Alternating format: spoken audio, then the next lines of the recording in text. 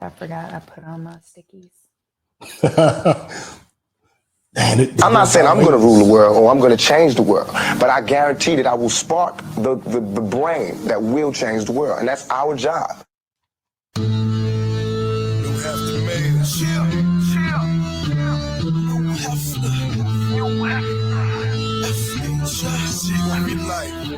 What up, DMV?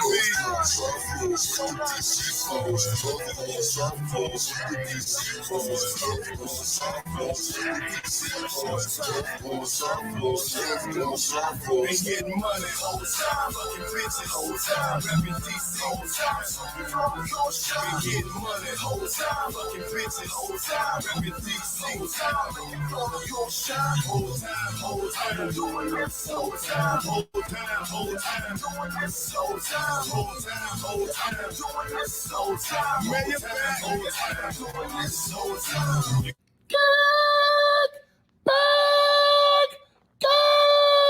Like a Tribe Called Quest. You say the whole thing.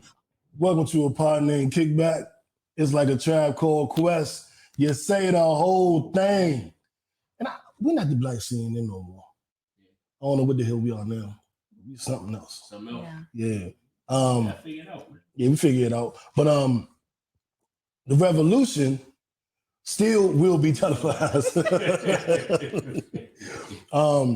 If you don't know, if you've been living under a rock, I am no breaks new, the righteous ratchet. If you throw it, I'll catch it. If you got it, I'll match it. Every Monday. It ain't Monday no more neither. No. Wednesday? It's given Wednesday. It's given Wednesday. The Wednesday, Thursday combined would be Wednesday, right? Wednesday. Wednesday. We're going to keep working. Sister Day. We right back at it. I am the Black Savage, the Magneto of my people. Say Lou. Hey, man, I like it. All right. Are you going to introduce yourself? Straight to the point, J. Lou. I was going to you going to introduce? Oh. Let's just a brief little introduction. You famous. Yeah, exactly. We have a familiar face here with us. I think you've done this is be your third time doing the podcast. Because we did one together. We did one with DeAndre. And we're bringing you back. You haven't been here since before the pandemic, right? I have not. This is definitely post-pandemic. Damn. So it's been all 3 years since we've seen each other? It has. How you been? I've been good. You look good. I try. Thank you. This is Brittani Sade, the corporate black girl, if you didn't know. Anything you want to tell them about yourself? I am Brittani Sade, the corporate black girl. As you just said, I am a trust and financial advisor by day, and I trick people into believing in themselves by night.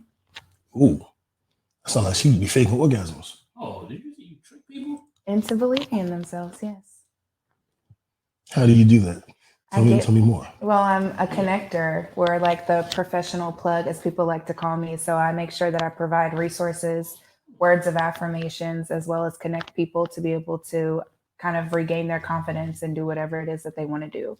Because nothing's impossible. However, you can't do it yourself. So I'm just out here to bring those resources and connections. I like it. So, well, shout out to our sponsors. Mo's Marvelous Cleaning. She comes through and cleans up for me. Gets the place looking nice and right. If make a woman live here. Shout out to her. Hit her up. Use code Kickback because you will get 10% off for your cleaning, whether it's your apartment, your house, or your business. MySexRoom.net, another one of our sponsors. Ladies, we know the rose is all the rave now. You know, the wand, all the rave now. The wand? Yeah. There's a wand now? There's a wand. Well, really, the wand, and I'm speaking of, is more like a massager, but it's called the wand. Okay. But there is a wand that we call the Tinkerbell. I can tell you the story. Okay. My birthday a couple of years ago, I had a, what can I call this? I had a freak party, I guess you would say. And we discovered this. Like an orgy? No, well, not quite an orgy. Oh. It was when I heard freak and party, I'm like, well, it was a play party. So it is kind of like that. It's a play party, and MySexRoom.net provided the toys and there were demonstrations. Oh, And we Like- found out. I'm sorry. I'm so curious. When you say demonstrations, like Mhm. live Yeah, demonstrations. live demonstrations. Live demonstrations. Oh. And there was one that looked like what you might call like a magic wand, like in my homegirl called it the Tinkerbell wand. I know Because that's it's like a little wand, but apparently the vibe is powerful. Mm. And when we left that event, everybody was like, I want that little wand. So when you said wand, I don't know if you meant the little Tinkerbell one or what I was referring to, which is looks like a back massager. Like, Oh, gun, though. No, I'm talking about the bippity boppity boo. Yeah, that's the one that everybody went crazy over. Interesting. We just called it the Tinkerbell. Well, somebody named it that. We just stuck with the name. I love it. But you can go to mysexroom.net, use code kickbackers and get 10% off. So you can get you the rose, the wand, and the headlines ring. Ooh. So hit up mysexroom.net, use code kickbackers. And for all your insurance needs, home and auto, holler at myself, life insurance, holler at J. Lou. You know how we do. And for your financial services, you need to get at Brittani Sade. Hello. So having said that, let's see. Actually, let's see where we at. Now, high low. Who wants to go first? Who wants to go first? High low. I guess I'll do it. So I've done. You. My man. Hello. It was a good week. I got into the gym a couple times this week. You did tell me that. First time in a couple weeks, so that was good. I was procrastinating for a while, so I had to check myself, put it on the calendar. Mm-hmm. So kind of go with that. Business, I had a couple people, a couple insurance policies get through underwriting, so that's always a good thing. Oh, excuse me, always. Yeah, couple children policies like IUL policies, so that was good. Kind of build some add value for them. Low.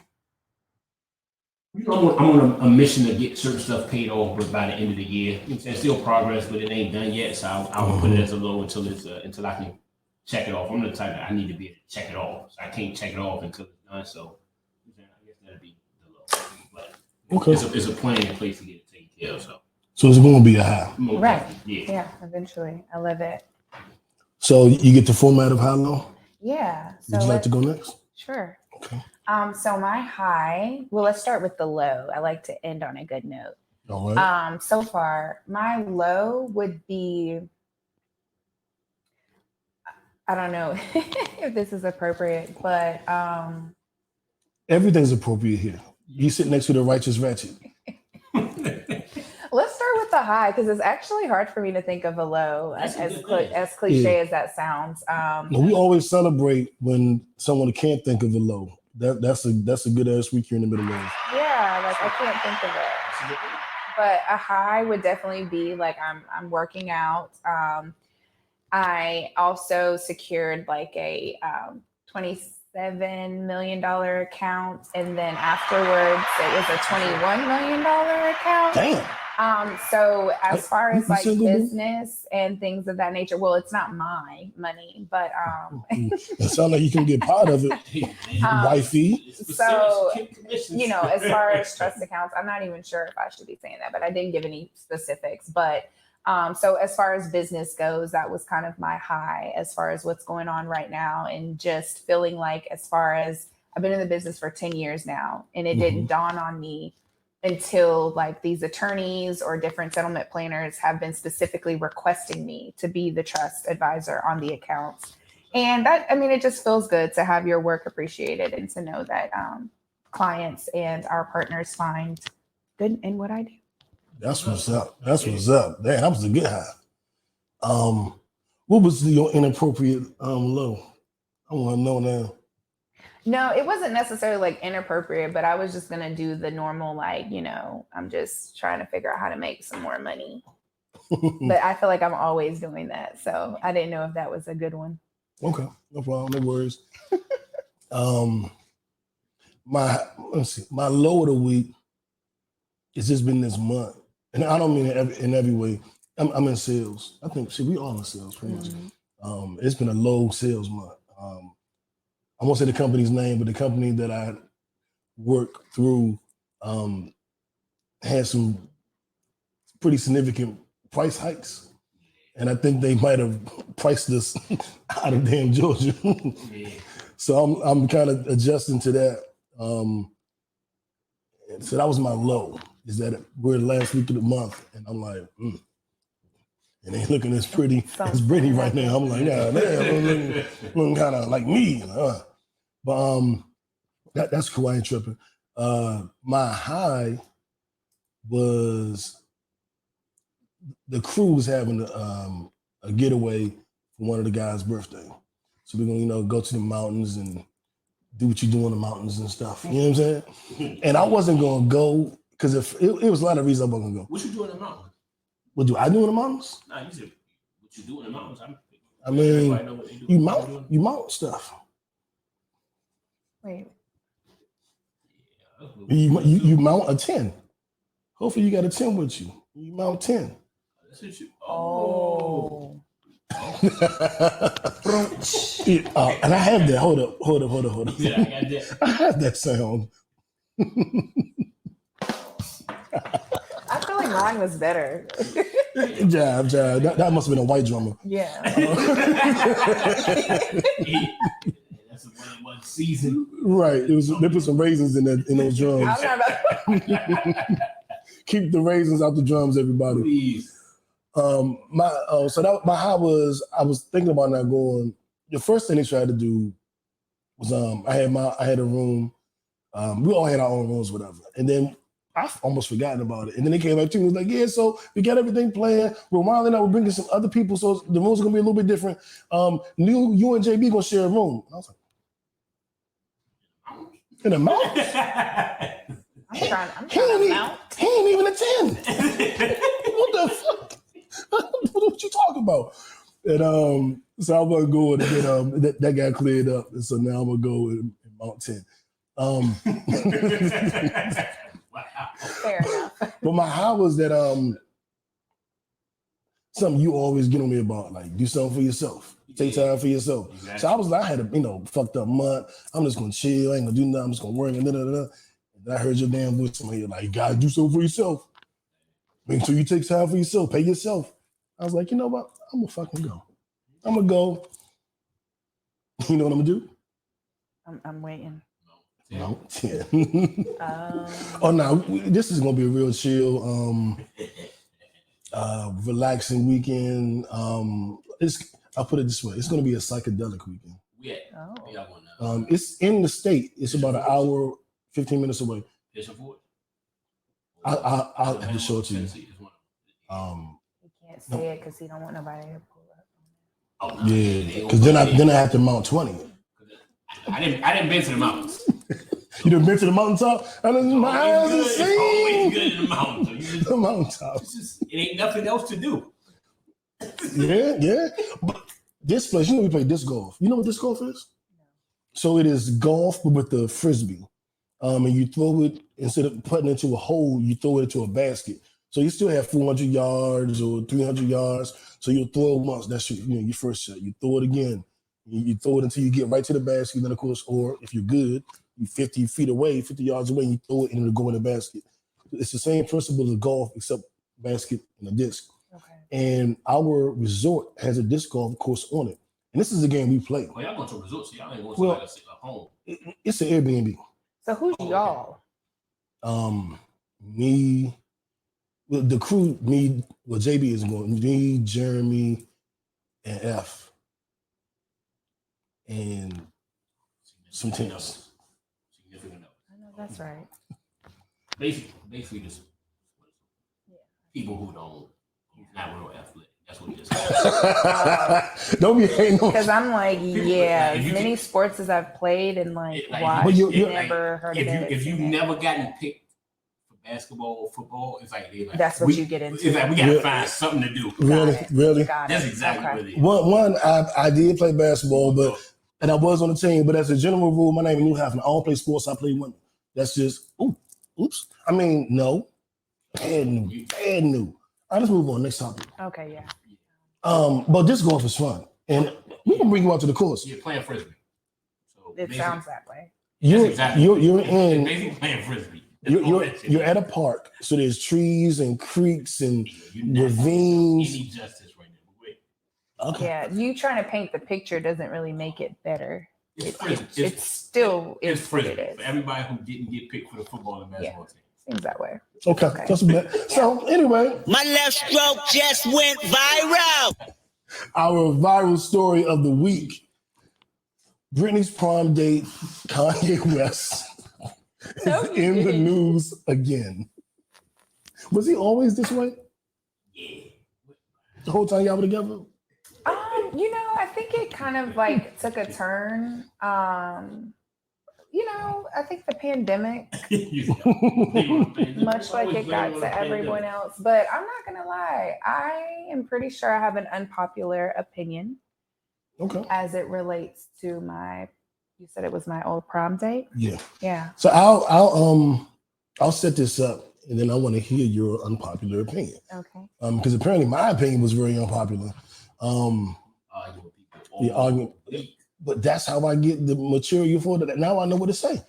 I done practiced it all week. That's funny. Literally, because I need to know every argument so I know how to present it on the pod. So Kanye, yay. He's done a few things. If you follow this show, this show's been around 10 years. When we first started it, the Don't Be Dumb Award was actually called the Kanye West Shut Up Stupid Award. And that was 10 years ago. So that lets you know how I feel about Kanye. Anytime anyone says something stupid in the news or in media, they were basically named after him. The award christened for him. So that tells you how I feel about Kanye. Okay. Now having said that, he went on Drink Champs and he made some inflammatory remarks, lies. He told some lies about the murder of George Floyd. He did the White Lives Matter t-shirt, which I thought was totally disrespectful to Black people. And what I say is, I'm not a fan of the Black Lives Matter organization. When they first popped up, I did what anybody should have done. I went to their website. And on their website, they said, no, we are in support of the LGBTQIA communities, Black women, and people of, also people of color, but any, and Black people, and we're standing for justice and this. And I read that and I said, I don't feel represented. You didn't say straight Black men.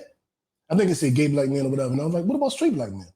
And I was like, I'm tired of this exclusion. I know the whole Me Too movement came and went, and we have not all of us, but I know I have reconciled with some of my ways from my youth that I didn't think was bad. But in 2020, 2019, 18, it was brought to my attention. No, nigga, that was bad. You thought that shit was cool? Well, let us tell you. And I think I was one of the first Black men to do total podcast episodes on understanding the Me Too movement. I had some young women, my lady friends. One perfect example of this was they showed me what it's like for a woman to walk into a club. And so what they did was they stood on either side of the room and had me walk from the door to like the table. And as I'm walking, they grabbing on me, pulling on me, grab my dick. Like they really like, this is what we go through. Just to walk into a fucking club. And you don't think the Me Too movement is necessary? And I was like, I'm stupid, sorry. Yes, you're right. And I'm in full support. You know what I'm saying? Mm-hmm. So having gone through that, Kanye's comments on George Floyd were insensitive. The White Lives Matter comments, shirt was insensitive and inflammatory, disrespectful. But I don't fuck with the organization. So people always want to say, but they stole the money. I don't like them anyway. They don't represent straight Black men. So you're not, these Kanye West fans always think they're telling you something deep. Like, they stole the money. Yes. So how you feel about them? I never liked them. Glad you welcome to the party of not liking that movement. I love the slogan. I stand on the slogan. The movement, I never trusted them. In my Tony Montana, I never liked them. Never trusted them. So don't hit me with that. And then they wanted his anti-Semitic remarks, or his quote unquote anti-Semitic remarks. I'm not even sure that they were really anti-Semitic. But for the sake of argument, his anti-Semitic remarks, I'm just going to be honest. When I heard Kanye make those remarks about Jewish people, I stood up. I said, I don't give a fuck. I'm not Jewish. I don't give a fuck what you say about them. I care about Black people and Black people only. I give a fuck what he said about them. But I knew at that exact moment they're gonna fuck him up. What's that movie? Poetic Justice, when Janet Jackson was like, "We get back at home, I'm gonna call Pookie and Monster, and they gonna fuck you up. They gonna fuck you up." And when I heard Kanye say that shit, I was like, "They gonna fuck you up." And but I didn't give a fuck about. I don't want to say give a fuck about them, but I'll say it in a nicer way. I love my people, and I don't really love anyone else. I guess. I'm my people, man. My name is now Tariq Newman. And my name is not Amerigo Vespucci. Cancel me. I ain't got nothing. What you gonna do? Take my unk? You can have the unk. But anyway, so I didn't care what he said about anybody except the shit that he said to hurt black people. And but I knew he was gonna get canceled, and I expected it. And I came up under Farrakhan. I saw what the ADO did to Farrakhan. I saw what they did to Khalid Muhammad. I saw what they tried to do to Ice Cube. A couple of years ago, they tried to get Jay-Z. So I've seen this. They're like, you see what the Jewish people are doing to Kanye? And I'm like, well, it's what we should have done to him when he said White Lives Matter. If we stuck up for ourselves, then we would do the same thing. We should have did that when he said slavery was a choice. Y'all niggas still buying nigga music. I left him alone. I ain't fuck with Kanye. Like I said, 10 years ago, the most disrespectful thing I do on the show was to set up Stupid Award, and it was named after him. That was just total disrespect from me to him. So that's my take. I spent all week defending my take. I love it. Online with strangers and friends. And now some former friends. They canceled me. But it's because sometimes I debate so aggressively. I don't mean it that way. You do though. I'm like, you gotta relax. You know, we come from the inner city, so like certain stuff, those are like fighting words. I'm like, oh, you gonna do something when you say them? Because I'm like, nigga, you ain't gonna do nothing when you say you. Look, we can't say everything. Yeah, and I be trying to clean it up. Or somebody, you know what I like those. One day a dude was like, "Damn, dog." I was like, "Damn, dog, what?" Like that was kind of fucked up. And I was like, "What, nigga? You're plumb stupid." But I would never talk to you like that. Why you talking to me like that? And I was like, "Shit, you're right. You are right. Black man, man. You're right." And then one thing I could say was like, "You're right. That was a little harsh. That was my bad." I'm glad you acknowledge that. Yeah, man. I was about to say, That's it's all big, about man. self-awareness. If you tell me, I'm gonna listen. Yeah. But you just gotta catch me when I'm not in the middle of a rant. I'm like, "Nigga, that was fucked up what you said." Sorry. You're right. I did. So we just gotta wait until you're finished. Yeah, because in the middle of the rant, I'm like, "Well, you was fucked up with Kanye." You know, I'm like, but that's how I view the situation. I think I set it up properly. What were you guys' thoughts on the situation? And did I leave anything out that needs to be? Well, everybody knows he's canceled. Everybody's canceling him. He does all his business deals. I do have a take on. I'll let you guys go before I come back to that. That's later. A take on what? As it relates to him? As it relates to what's happening to him. Okay. And what some people think is happening for him. Oh, about him getting out of those deals?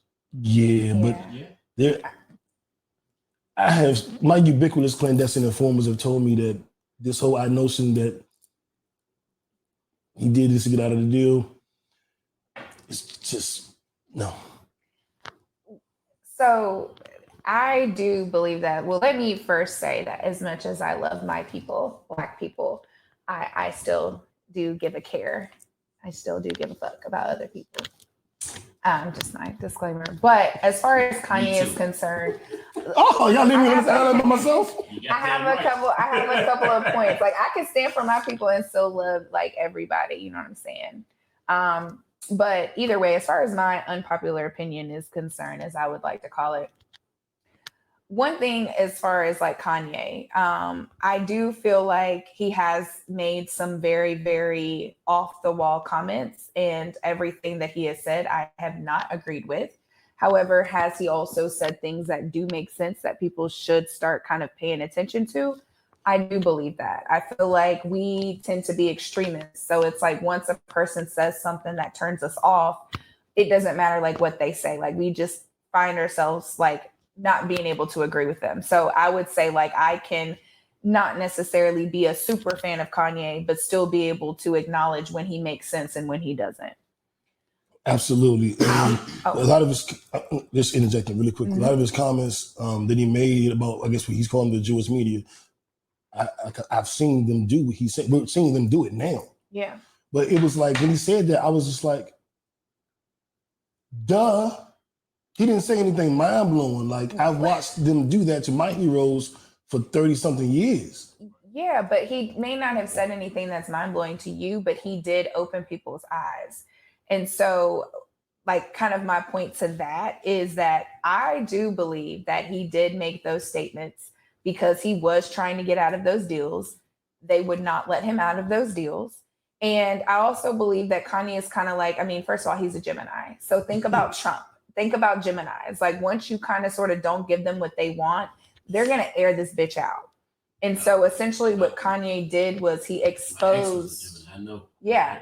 So what he did was in making sure that he would get out of these contracts, he also made sure to also expose the fact that I don't think a lot of Black people understand that there's no real like infrastructure or ownership at a certain level for Black people as far as financial institutions, as far as like from what he did and the consequence, and now especially with social media. So you may have learned things because like, you know, certain generations kind of look up stuff like we just had to be in the know and watch the news.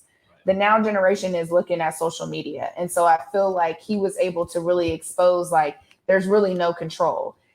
Kanye is a genius. And so he is, yes, he is. But what's strange? A genius at what? He's very smart. Now, he may be off the wall. I may not agree with him, but that doesn't take away from his creative genius, him being smart and having awareness.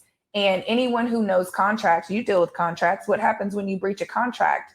People are going to let you go. But he also wanted to make sure when he did so, he let people know like, hey, this is what's really going on. And look at what happened from him saying something. And I know that, oh my gosh, what is her name? Because I actually follow her on Twitter and I love her. No. Thank God you don't love her. Not Candace Owens, but she made a viral tweet that said, I wish anti-Black held this much weight. And it was one of the Scotty Bean. Yes, and I actually love her. I've been following her for a long time. But she did make that statement. And so little do you know, he brought awareness to that too. You say one thing about another, you know, ethnicity or a different type of culture, and they're ready to release him. He did the whole, you know, anti-Black thing that didn't, regardless of whether he believes in that or not, that didn't work. They didn't release him for that. So it's like Kanye knows what he needed to do. He also understood that, okay, no, he's not going to be a billionaire anymore. That's all right. He's still creative and he's still at the end of the day a Black man. So we may not necessarily agree with him. We didn't agree with Tommy Hilfiger when he said he didn't make his clothes for Black people. He never said that I was a woman. He never said it. I was alive and doing shit at the time. He didn't say that. Okay. Okay. Well, he didn't. Oh, that was a rumor. Okay. Well, either way, you know, I feel like with these different brands and stores and how like we're treated, we don't cut them off for seemingly, you know, going against or being anti-Black. So I give pushback to that because do that to our own people? The people I know do. You mean like the Black race in general? Of course, we're talking in general. I guess. Well, the Black race ain't canceled Kanye either. And I'm like one of the only people that's talking this fuck Kanye shit. He's still listen. This you said you love your people, and so I love my people much like family. What's it? All skin folk and kinfolk. You know what I'm saying? Like I love my people as it pertains to, you know, a general overarching theme, and as it pertains to my particular tribe. If you go against my tribe, you go against my people as an overarching theme, then you're on the outside. I don't fuck with Candace Owens. She can't get over here. I don't fuck with Condoleezza Rice. She can't get over here. Yeah, okay, but would you rather put money in a secret racist pocket, or would you rather put money into another Black man's pocket who may or may not have the same views? But like Kanye is not anti-Black. And another thing too that I feel like you said that with a lot of conviction. So we have a difference of opinion because I do think he's anti-black. I don't think he's anti-black. I think that Kanye has a very hard time critically like articulating himself. I feel like what he means is not always like what he says. Like I feel like if I were to sit down and have a conversation with Kanye and he said something and I were to be like, okay, wait, so are you saying, he would probably be like, yeah. So I do feel like a lot of times he is definitely the type of person of where what he's saying and what he's intending to like get across is not necessarily what's happening, because with his whole thing, like slavery is a choice, right? I'm like, absolutely do not condone that comment. I was like, wow, why would he say that? But by the same token, before Africans, were slaves, they tried to make Indian slaves, and then Indians were not going. They were willing to die behind it. Now, there are so many other things that have to do with it. So I'm not saying that his comment is real and true. Yeah, but I feel like with the revolutions, like we can go back and Nat Turner, he tried to teach, you know what I'm saying? Like it's just certain levels. Now we can definitely get into the breakdown of how consciously they, I'm gonna get to a couple comments real quick. Oh, we have Brady comments? said that everything that Kanye said about the Jews is coming true to him now. We're watching it happen. Yeah. And Kanye was putting money in other white men's pockets before his own pockets, being pressed to be involved with all of the expensive designers. And that's kind of my point with Kanye. It's like, because you have Tyler Perry own distribution, Master P had a distribution deal, Jay-Z and Roc Nation distribution deal. Kanye didn't want distribution. He wanted to be a part of that circle. He wanted to be with Anna Wintour. He wanted to be with the Balenciaga dude. He wanted to be with them. He didn't go, I'm gonna make these, wanted to be with Adidas. I'm gonna make these designs, you just distribute them for me. You don't know, Sway. Yeah. You ain't got the answer, Sway. You know why? But the point, let's talk about what he did and what he didn't do. Okay. He didn't build businesses with his money. He wanted to be in line with the very people he's accusing of doing all this wrong to him, which was weird to me. Like, I've never seen a black person want so much white acceptance. He wanted to be, I didn't get a Grammy from you guys. I didn't get this from you guys. You won't let me. You ain't got the answer, Sway. I want to be with Ralph Lauren. He was so pressed to be with them. And then he got there and found out, I know what he thought it was going to be. And the deals he signed slave deals. He signed nigger deals. That's why he's so upset. When Jay-Z doing this shit with Bacardi, they have 50-50 partners in Dusse. Okay, we're gonna get to that point, because what did Jay-Z have to turn around and do because of the lack of transparency? Right. So, but he had the ability to do that. Kanye does not, because he signed the deal to be in the room. He doesn't even own his designs. Well, all the shit he designed for Adidas owns, and they're in the process of trying to take the name. He cannot use the name Yeezy right now. Maybe he can get it back. He still got money, so maybe his lawyers will be able to fight their lawyers, and he can get the use of his name back. But he was signing dummy deals, and it's like, no, he's a genius. Why he signing those stupid ass deals? I feel like he wanted to be in the room, and I feel like we have to take a step back. Now, this is me talking in general. I don't know we can sit here and try to figure out what Kanye's reasoning behind whatever he did was. I don't know. I'm not in that man's head. And I'm not saying that I agree with everything that he's saying, but what I am saying is that there are certain things that you can learn.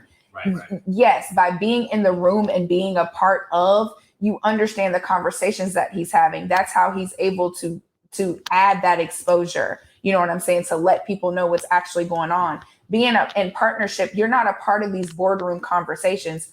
Just like with your companies, you have leadership. You're not a part of that conversation. You don't know what's going on. So at the end of the day, regardless of his reasoning, he was still able to sit at the table and hear and be involved. But he wasn't. That was the issue. That's what his complaint was. He was not able to sit at the table.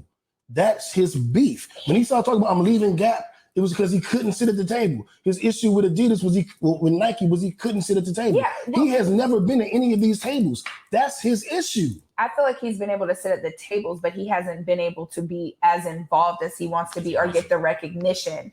Kanye is about the recognition. It's not about him not being able to sit at the table, because if he was never at the table, he wouldn't even know that he's not getting whatever he deserves. What his complaint was, I basically have no power. I can't make any decisions, and this is my shit. So basically, I'm just a figurehead. Well, yeah, and he's pissed about it. But it's majority. Everything's still a vote. But he didn't have a vote. The point is, he couldn't vote. If he had one vote and he lost, it would be different. He couldn't vote is the issue. Jay-Z can vote. Tyler Perry is the ultimate boss. I mean, he's not under anybody. Right. Russell Simmons. Sue you for transparency. Yeah. The issue is when they don't tell Kanye what's going on, all he can say is they're treating me bad in the Jewish media. When they don't tell Jay-Z what's going on, he sues them. Kanye can't sue Adidas for not telling them what's going on. He couldn't sue Gap because they weren't taking his ideas seriously. I don't talk to people broker than me. Because we're gonna see.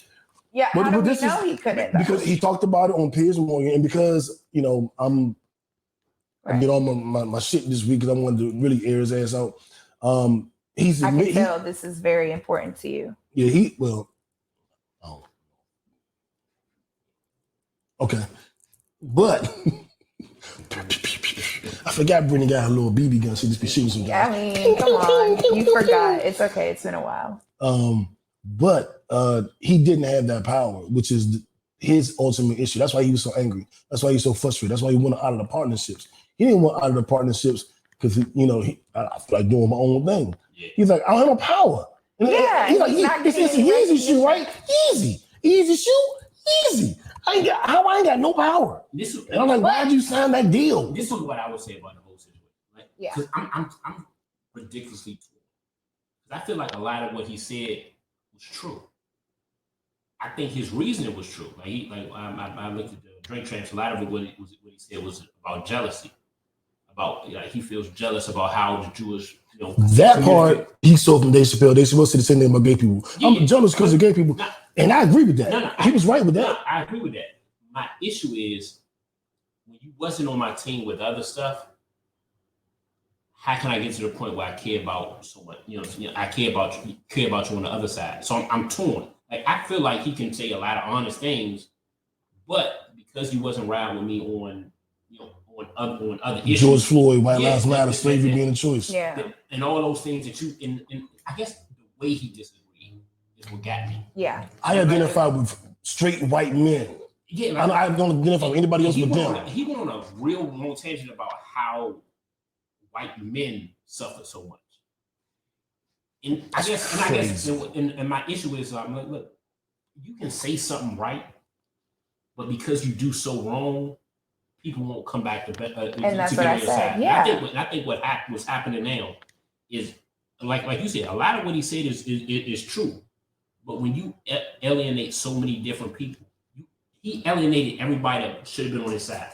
This is not the same Kanye that came out college dropout. That's a different Kanye. So my thing is this: look, you're not getting that support now because the thing is the people that you need to support you didn't choose to support. Not even that needed. The people that were supporting him, the reason why he became who he is. The only people that are supporting Kanye right now is old conservatives, old black conservatives. It's a bunch of white people, the whole neo-Nazi movement, the MAGA movement, the good old boys, all that shit. I mean, because he's talking their language. Yeah. They don't like Jewish people. He's talking their language. He's speaking to conservative white America. He gonna run for president.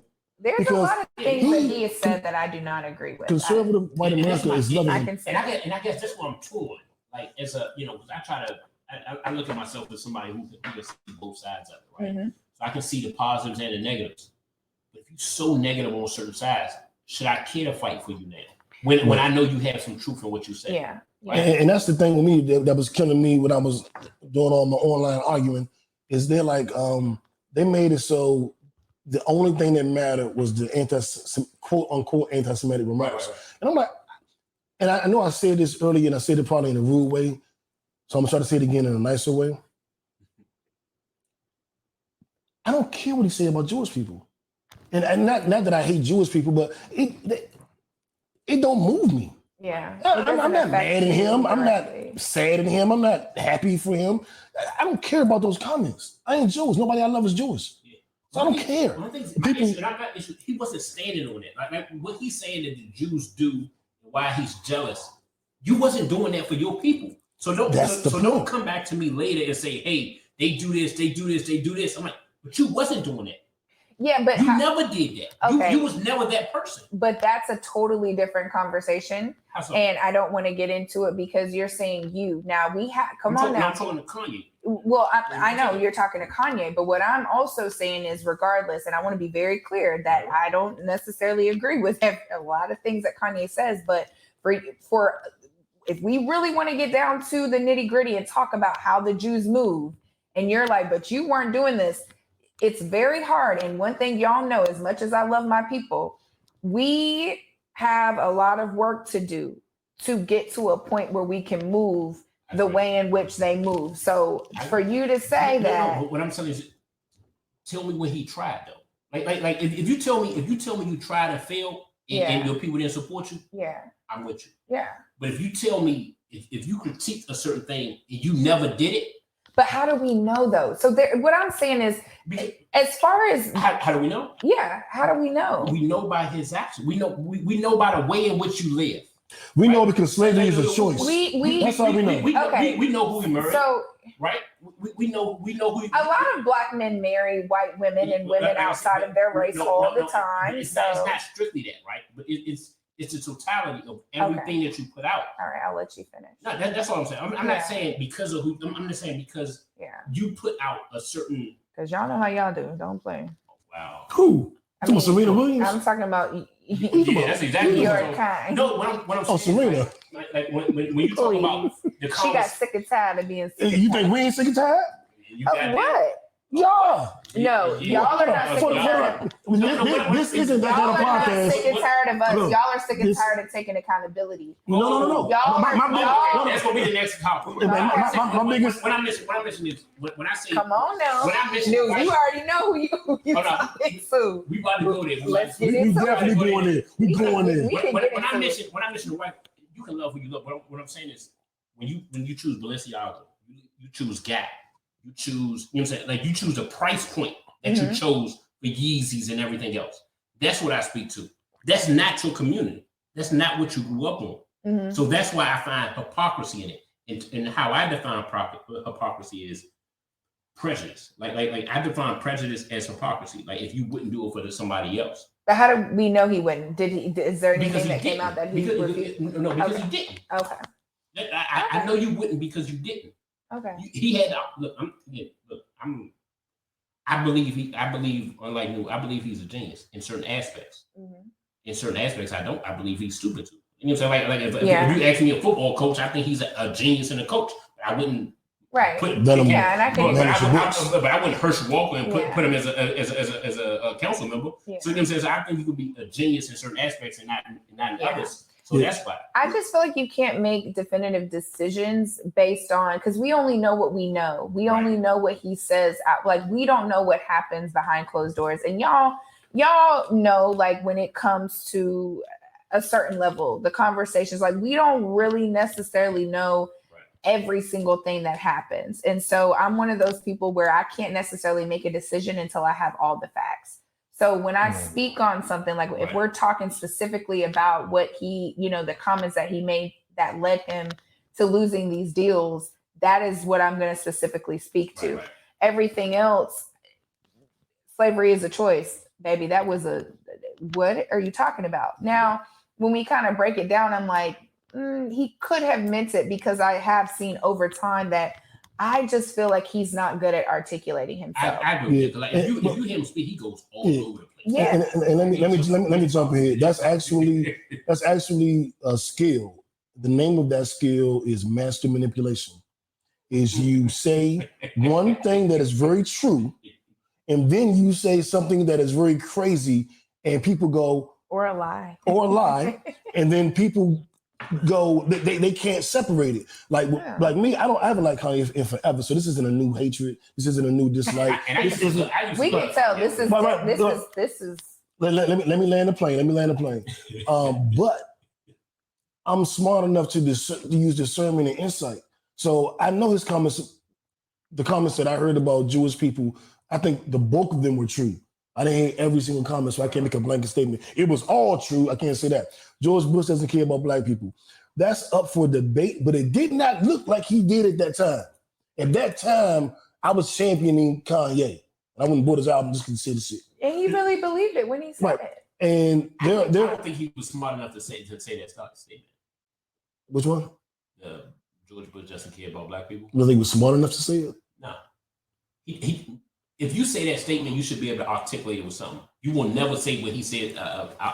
He never said nothing after that. Yeah, he's too scared and they cut him off. But I was about to say he only had like 20 seconds. I'm still landing the plane. Okay. Still landing the plane. So I can see when he says something that makes sense. And I can see when he says something that's a lie. So when I listen to the interview, I go, all this shit about Jewish people, I kind of see his point. Right. George Floyd was killed by fentanyl in the cop, and he wasn't on his neck for real.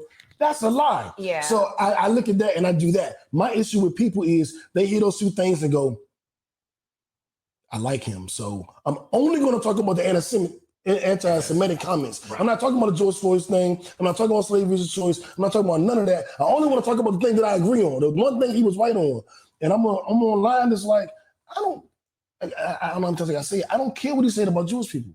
So that's not my debate. We're never going to debate that. Yes, he said something about them. It could have been true, could have been false, and they're canceling him. Yeah, but he didn't even say anything that bad. He didn't even say anything negative. Okay, because I'm trying to check. I'm like, what he did was he made a threat. I'm going DEFCON 3 on Jewish people tomorrow. I'm about to go to bed. But he spelled death. He meant to say death, meaning the defensive position. He put death. So I thought he did spell a DEF.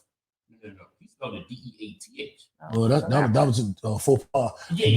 But the thing is, and of course, DEFCON 3 is a defensive position. It means we're defending ourselves. But who saw that tweet and didn't go, oh shit, you fucked up. You know you fucked up, don't you? You know you fucked up. So you bought the beer at 11:45. George Floyd don't got me though. Right, and that's completely. But I wonder. This is what I wonder because he's pandering to white people, the white conservatives. But my point is, I agree. And he's using a bunch of Candace Owens talking points that he doesn't fully understand what he's saying. That's why he's never a genius to me. I came out about 12 years ago and was like, Kanye ain't a genius. Can y'all stop? Jay-Z said it one time and y'all running with this shit. What is he a genius of? He don't make his beats, make some of them. Don't really make all the beats that you like. He didn't make them. He don't write his raps. He got ghostwriters. So which part is he a genius? He's the part that don't make the beats, or he's the genius at the part that don't write the raps. What the fuck is he a genius at? You know what I'm saying? So, and that's some hip hop shit. Because as a retired rapper, shout out to all my albums over there. Hey, albums. It's kind of like Trump, though. Like to me. But hold on. I've almost landed the plane. We didn't so everybody put the seatbelts on and everything. So, because I want to talk about something more fun. So let's land the plane. Yeah. So in conclusion of that, it's up with Kanye because you said the shit about George Floyd. Don't disrespect black people. And that goes for Jewish people too. If you come for my people, I'm coming for you unless it's Kanye. Brittany want to talk about the accountability. No, we can just change the subject because I feel like we've all made our points and we're just kind of repeating ourselves at this point. Okay, all right. We need to bring Brittany back more so she can be the moderator. See that? It's the mayor. Stay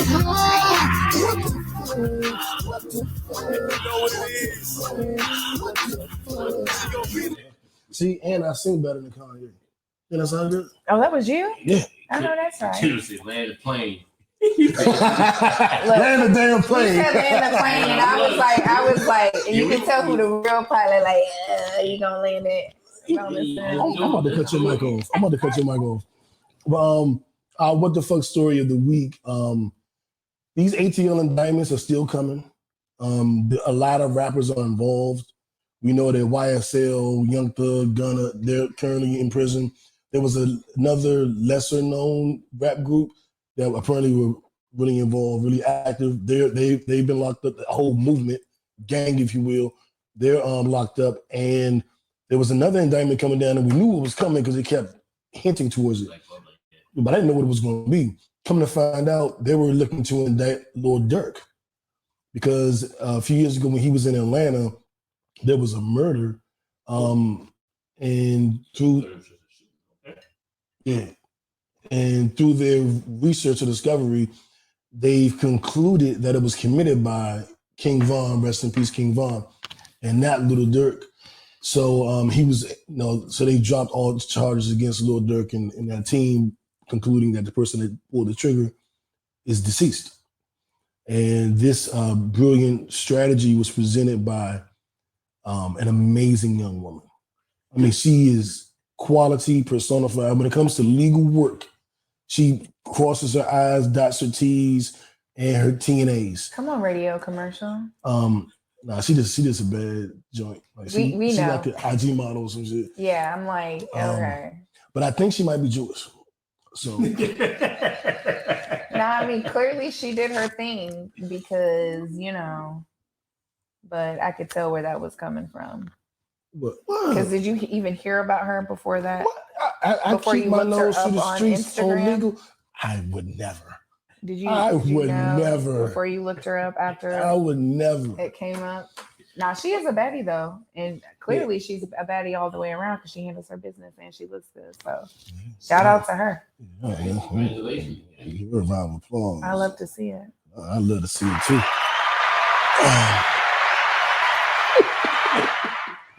So, but just still positive energy and prayers up for all of the Atlanta artists because what's her name? Fannie Willis. She ain't playing. She coming She for ain't her. playing. She gotta do her job. I usually support a woman when she coming for you, but not this way. So I don't even want to get into it. So okay, so it's like the extent in which that she's going to put these clearly Black men, behind bars after they've kind of, they turn drug money into like legal money, and it's like now we want to go back years before. How do y'all feel about that? Like if we want to talk about Kanye being anti-Black, how do y'all feel about Miss Willis? You say, like, how do y'all feel about her, like, really kind of coming for these Black men in the community who have, like, really tried to kind of change their lives? Because she's reaching back. And I guess my unpopular opinion, I don't care. Okay. And I will say this. I think as a Black man, we're villainized in so many different ways by every different ethnicity, every different demographic. Period. So look, if they did something that her job is to catch them and put them in jail if they was guilty. Yeah. And so I don't like the issue that a lot of media will make it out that Black men are, that the percentage of Black men that's doing things illegal is ridiculously high, and that's not the case. Right. We look at 10-20% of people and we extrapolate it amongst all of us. So same thing they do. Yes, Black men when they date one and then extrapolate. And then the same way that you guys date one Black woman and then all of a sudden talk about that we're the problem and that's why. I think Black women are the solution. We are. But I think y'all lack accountability. But go ahead. We do not. Well, I feel like I feel like both sides do lack accountability. So now I am definitely a woman's woman. However, I am on the side of right. So I feel like both sides lack accountability in certain instances. However, y'all cannot disagree that when it comes to the Black man, like the Black woman, we will sit here and look you in your face and tell you ain't shit, but we are going to have your back when nobody else does. You don't think that's true? As a whole, I'm not talking about your specific experience. Okay. That's all we got to go on. And I feel like real quick, I'll say this. My unpopular opinion is I think Black women take up for Black male victims, not Black men. Like if you see like a George Floyd, they gonna march. Like a Black man get killed, they gonna march. Like you know what I'm saying? But Black men in general, no. But a black male victim, they gonna ride. And I'll say this. I'm making you it. better say something different than what he. This is very this is going to be kind of specific, but I'm kind of feeling yeah, you should. That's what we're talking about. This shit right here. But it's gonna be kind of specific. But I put it on my platform, and I got a wider response from it. So it's my specific situation, but I asked the world what they thought, and some people told me. So this was like in the height of the Me Too movement, the height of me learning it and understanding my role in the way I failed as a Black man. And I do take full accountability for that because it was explained to me in a way I got, and I get it. And so I know what we did, I know what we didn't do, and I own it. And I make amends for it. You know what I'm saying? Like, I still celebrate the Day of Atonement, October 16th. I atone for the bullshit that I did. Like, he was like, that sounds like the old new. He was like, what was the old new? Yeah, because there is an old new, because I atone for the bullshit. You know what I'm saying? No way. Yes way. Wow. And but I had a woman, we were debating about who does more, who has the worst. We were doing the oppression Olympics, which I hate to do. I hate that shit. But she was like, and we're always on the front lines. We do this, we do that, and we do this, and we always there for y'all. What y'all do? And I was like, tell me, what have you ever done? But I can tell you what I did. I had an after-school program I ran in the hood in my city. I was on the board of No More Murders DC, where I went and talked to people in churches and all over the city. I did this, and I donate to I forget the program now, but where you donate money for the after-school lunches, and you sign a note in every bag. And you spend your whole day signing notes, so every kid gets a personalized note from you. Like, I do shit. Okay. And I mentor this and this and this. What have you ever done? And she just sat there like, tell me one thing you did. And she was like, well, because I didn't do anything. Yeah, you didn't do anything, is my point. You sitting here talking all this shit. I do everything. Black women always helping. You don't do nothing but retweet shit. You retweet memes of support to Black men. Are you on the ground? What do you do? But people support in different ways, one. And two, I feel like us as Black people, I want us to be released from the shackles of making generalizations based on our own personal experiences. Because and I don't do that, which is why I prefaced it the way I did. You did. You corrected yourself from what we were before we got into this, and I do appreciate that. But I will say that once something happens, it's like we're like such extremists, you know, as Black people. And it's like we really, like, instead of having a conversation, it's a debate. Like, I feel like when it comes to having conversations about Black men and Black women and coming together, we debate. Well, what have you done? Well, you've done this, and Black men are like this. Well, the Black women, and it's like, let's have a conversation and try to understand. The same way that Black men do like to say, you know, well, Black women are argumentative and difficult. But when you go to the Latina community, they're spicy. That should be sexy when they do it. But when we do it, it's aggressive. I like and aggressive. So, but on a more serious note, it's just like, it's cool when they do it. It's a problem when I do it. But nah, seriously. And so I feel like I want us to get to a point where we can really like have conversations rather than it be kind of an attack, because Black women and Black men, I feel like the stresses or what we go through is no different. It looks different. Like, my stress may not be your stress, but it's still stress at the end of the day. I agree 100%. And J. Lou, back me up here. What do I get on here damn near every week and say my biggest beef with social media is? What is his biggest beef with social media? I'm tired of seeing this shit every time. Like Black men and Black women arguing with each other. Yeah, that's my thing. Like, it drives me crazy. The sassy memes back and forth about each other. The all these Dinky Dink podcasts doing whole episodes tearing down the opposite sex. Like, what you're asking for is what I've been championing. Obviously, you don't be paying attention on social media. I definitely do. And that's the thing. Because I'm speaking about something, I'm not talking to you. Right. I'm speaking in general. You know, I wouldn't be here if I didn't feel as though this was, you know, something positive. And I think that's what it is. Like, I think what the biggest issue is, we don't listen to each other. Yeah. Like, it's like you get into a point where both sides are just telling the other person what the other person should think. I'm like, instead of just listening. Like I got 4 sisters, and they are all my best friends. Like my sisters are my best friends. I have a daughter. Like, you know what I'm saying? Like, it's different the way I see it. Mm-hmm. Right? You know what I'm saying? So I think that's the issue is like, it's so contentious instead of just like, look, listen to what one person has to say. Listen to what the other side have to say. Yeah. And kind of go from there. I think what happens is you get one side telling what the other side should think. I'm like, look, if you're not a woman, you shouldn't be telling women what they should think, and vice versa. Exactly. Like don't tell me like because men think like this, or for women no. Shut up, listen, and learn. Comprehend and understand rather than listening to respond. Exactly. I think most of what we do in our community is we listen to respond instead of listening to comprehend.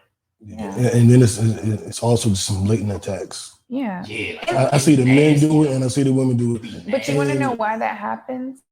Because people speak from a place of hurts and traumas and triggers rather than healing and then coming to speak. Like I feel like, to your point, a lot of these podcasts, people are obviously speaking. Like it's okay to speak from your own experiences, but it's not okay to teach from your own experiences until you've healed from it and you've actually learned a lesson from it. And put in the work to heal. Yeah. And you know what I mean? And so that's the issue, is that we want to come on here, we want to talk from one situation or maybe 2 situations, and it's like, do you know how many people are in this world? Yeah, like you choosing the worst woman or the worst. Yeah, and if everybody you date is just the worst person ever, what's going on? You have that to says more understand. about you than it does about them. Yeah. You know what I'm saying? Like I haven't been in too many relationships with like terrible women. Yeah. Like the women I'm in relationships with are typically good women. They may be a lack of emotional intelligence in one or 2, but I don't date fucked and they up may people. say the same about you. I doubt it. No, not about me. But I mean, they would have a different complaint. Whatever their complaint is, wouldn't be a lack of emotional intelligence. Yeah. What do you think it would be? Like as far as self-awareness, what do you think the general consensus was? The same thing I spoke of earlier. I have had a really bad issue with tone. Mm-hmm. I've had an issue with that's very important. I've learned an issue with tone. I have anger anxiety. So if prior to therapy, if you did something to hurt my feelings, my most comfortable emotion is anger. Yeah. So if you hurt my feelings, instead of going into a sad place, I just go into an angry place, and I can be argumentative and defensive. Okay. And my speech, you know what I'm saying? It reflects that. It reflects that. Like I was saying, when I'm arguing on social media to this day, I try not to do it. But if you trigger me, you're like, "Fuck you, mean nigga," you know what I'm saying? And it's like, I don't want to be that way. And shout out to you, Tandy. I need to start my sessions back up because apparently I've fallen off the wagon. I really hit you up like why don't you? Because I'm like, just block them though. Because like I don't argue on social media. Like I'm gonna be honest, it's just not me. I'm like, I got sisters, bro, you know what I'm saying? Like those are the people I'm gonna talk to, and that's why I get my like I try to live my life how I try to be the guy that I would want my daughter to be with. I like that. I think that's what women and men should do. Like, because if you think of it, somebody you see yourself, you aspire to be, I think that'll help you communicate better. Like, look, I'm like, if I was talking to my sister, would I talk to her like this? I told him what I told, you know what I'm saying? Like, that's the way I try to do it. You know what I'm saying? So, but like sometimes I'm like, relax. Yeah. I just let people talk to themselves. I don't necessarily block them. Like, I don't really have a lot of people blocked. You can literally talk to yourself. Yeah, and one of my crazy. I'm like, you know what? I don't want to see this on my timeline. You know, a good tool that I have when it does actually work for me is I disengage. I just stop. We'll be in the middle of a conversation. I'll just stop and go do something else. Yeah. They'll be like, yeah, and another thing new. I'm not reading that shit. Yeah, that's what I just go on by my day and I'm not going back and I'm not going back to the post. Like, I'm not going back to it. So the conversation ended there. And if we see each other on another post one day, we'll communicate in a good way or bad way. Yeah, but like, because I know if I respond, because as soon as I see it, I go, I feel the blood boil. Mm-hmm. I'm like, all right, I'm done. That's hilarious. And just let it go. And I just go want to do something else. But you know, some funny shit, and this is why toxic as fuck. I got a homie, right? We will argue. Let's say we argue about Kanye. We argue, nigga, you stupid. That's a dumbass opinion. Nigga, you stupid, dumbass opinion. And then on Instagram, we be sending each other pictures of Brittany Renner at the same time. And then on another post, we'll be like, that was a good ass game, wasn't it? We'll be like, oh, this nigga responded again. Nigga, I said fuck Kanye. And we'll be having 2-3 different conversations. That's a real friendship, though. Yeah. I like that. We do that shit all the fucking time. Shout out to my nigga Ogun, man. But it's on there, it's Ogun, but Cecil. Shout out to that nigga. Because it'll be so funny. And I think we do it sometimes to soften the argument. That nigga, your shit was stupid. And then I'm like, did he just call my shit stupid? And then I get a message on IG. Man, look at that ass. I'm like, my nigga. That's hilarious. That's still funny. I swear to God, we do that shit. We've been doing that shit for years. That shit is funny as hell. Hey, man, But, Like I'm down for a good debate. Like I am the great debater. Like people would be like, okay, you better know what is going on if you want to debate her. But I don't argue. So once I feel like it's starting to get unhealthy, I'm like, all right, you got it. Because I'm not about to argue with you. yeah. But I love to debate. I kind of master it. I look at myself as a masturbator. You know what I'm saying? Okay. All right. So dumb. You are really dumb. For real. For real. Tyler Perry's accounting team. He was audited a few years back. He revealed this at InvestFest. Shout out to Earn Your Leisure podcast, and the event was actually here in Atlanta. I'm surprised you weren't there. It's up your alley. But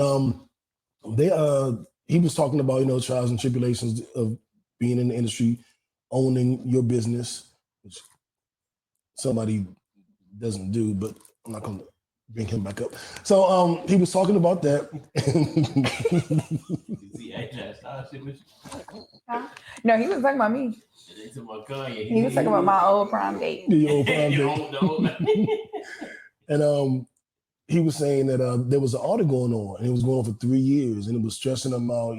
He was, because when you're making that kind of money and the government, the IRS comes, it ain't always gonna be a good thing.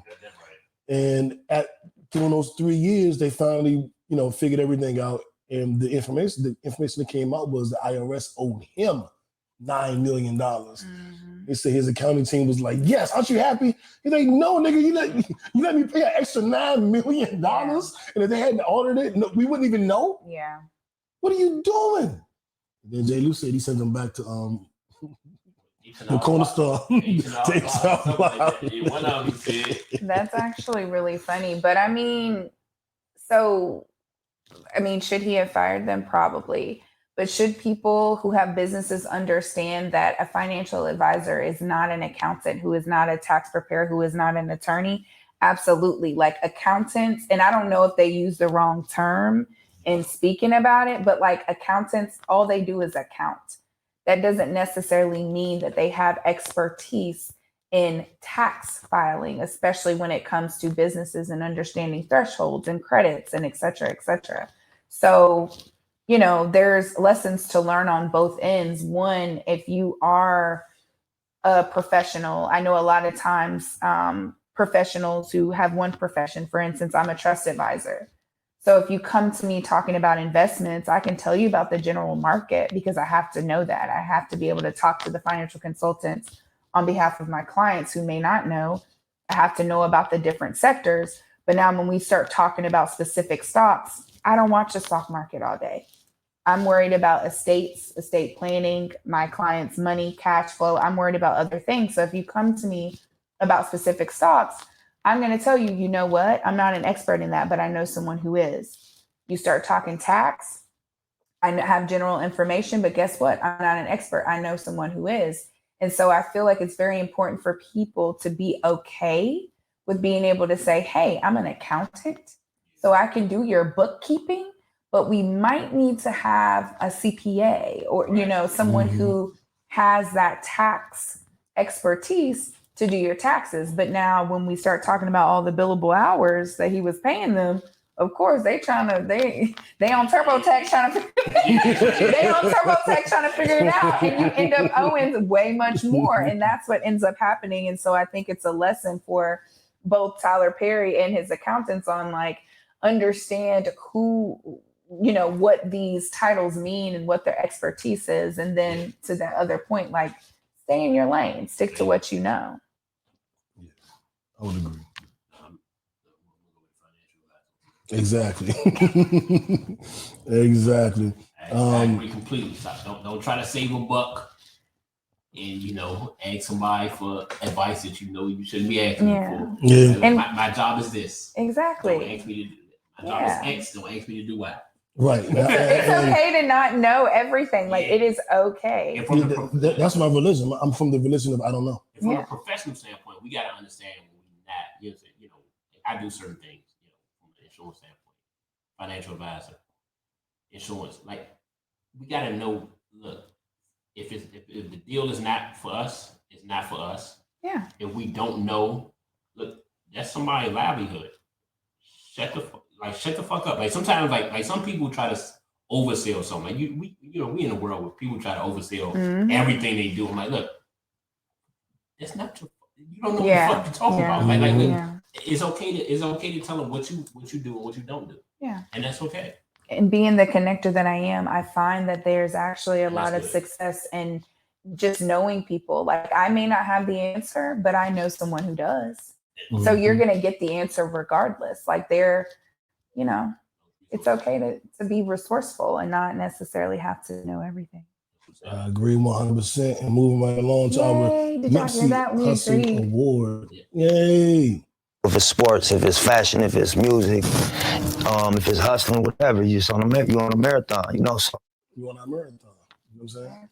So I wanted to shout out. Well, this off top. Uber, DoorDash, Uber, Lyft. Shout out to all of those, because I've met people making 6 figures doing it, and it's giving people part-time money. It's giving people extra jobs. Like, and it's convenient as fuck when you want to go somewhere. Like, we getting twisted tonight. I ain't gonna call Uber. So shout out to them in general. Right. But in Canada, Uber Eats and Leafly have partnered up together to deliver the finest of the cannabis, the greenest of the leaf, the chiba, the reefers. And I thought that was just kind of cool. When I found out that you can get liquor delivered to you, I was like, that's kind of cool. You know what I'm saying?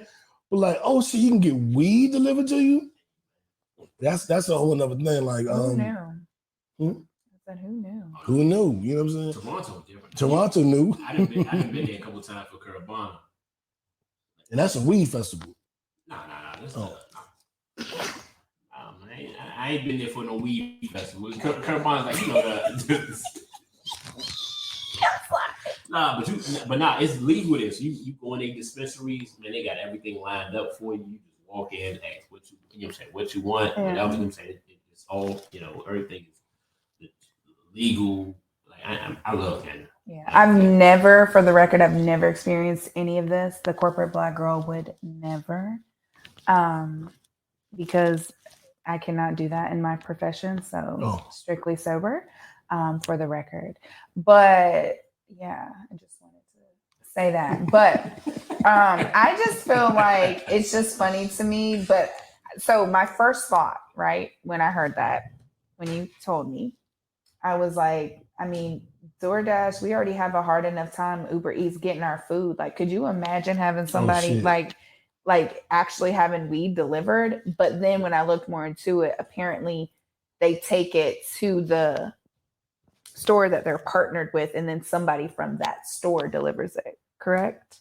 Or does Uber deliver it? I think when I looked into it, it was like Uber sends it to, who did they partner with that you said? Leafly, and then Leafly has a driver that then delivers it. Did I read that incorrectly? I'm going to be quiet. You may be right, but if that is what is happening, that is let me find my drop, because that's a lot of going. Truly, you have a dizzying intellect. So Uber picks the weed up from where and takes it to, they pick it up from somewhere and take it to the weed store, and then the weed store delivers it. That's like an extra trip or something. I'm telling Leafly should be where the weed is at. Okay, So they well, should pick I it up could from be leafly. completely wrong, y'all. I could be completely You wrong. could be completely right. They could just have a different intellect. But the fact still stands, like, we can't even trust people to drop off food. You think that you really trust that Uber driver to drop off That's the why weed? they doing it in Toronto. But I can guarantee people they get get laptops and shit delivered from Apple. There's a checks and balance. Yeah. Yeah, laptops Just not with your food. $1,000, $1,500. So Yeah. I don't know what kind of weed you're getting, but you ain't spending that much. I'm just saying. And it's my thing. When I used to smoke my weed, it was getting delivered. Yeah. Yeah, but that was getting delivered from your weed man. Your weed man just pulled up on you. Right. He was taking the money too. See, not from my mom. From my man. Oh, my man. Oh, and I may or may not have delivered that. I was about to say, what? I may or may not. Then I used to meet niggas at the gas station. Meet me at the gas station. I got you. Meet me at the house. Yeah, that's hilarious. Wow, we didn't call weed gas back then. But imagine now, I said meet me at the gas station. See, that's what you can call it. Wow. If I open a dispensary, I'm gonna call it the gas station. Ooh, you shouldn't have said that because somebody about to trademark it. And then my strip club is gonna be called the mayor's office. You know what I'm saying? The mayor's office. And then that was my old rap name. But anyway, let's go into all the shows that I watched that none of you even heard of before. Yay! This sounds like a great topic. Netflix and chill. What does that even mean? It means I watched some shit and they didn't. Oh, I was going somewhere else with it. Oh, what does it mean? I mean, come on, y'all. What does Netflix and chill really mean? Tell me what it means. Netflix. It means are you still watching? I'm just playing. It's giving. Are you still watching? Well, you said Netflix and chill. Netflix and chill. Here you go. I didn't know what you were saying. That's actually very clever. I have to give it to you. Lucy, I'm gonna take it. You took it there. Finish the movie. I always go there. I'm a trip. Let me tell you, finish the movie. On a Netflix and chill. Yeah. Real talk. It's gonna sound crazy. Well, not crazy, but it's gonna sound unlike new. I watched the whole movie. If we put on a movie, I want to see it. I watch the movie and then we go do what we do. I've never been like watching a movie in like 20 minutes and like, all right, when I'm lying. I have said, you want to finish this shit? Not really. Boom. But oh, so you actually go in and like pause it and stuff. That's really cute. Yeah, I find myself having to go back and rewind where we were because there's no such thing as like having a conversation that you kind of just like. Yeah, but usually I'm watching slow spot. You see what I know how the night going in. I know how the night going in. I ain't got to rush. You got to warm me up first. You got to entertain me. Have some good conversation, have some fun, and then I'm ready. You can't just cut on the movie and 10 minutes later I'm just know me. I mean, I don't know about 10 minutes, but know you. How are you getting to know somebody while watching a movie? Because that's why I never do that on the first date. I never take a woman to a movie theater on the first date. I think that was the worst first date you could ever have. That was our first date. Technically, no. Because it wasn't a date. Because we were just friends.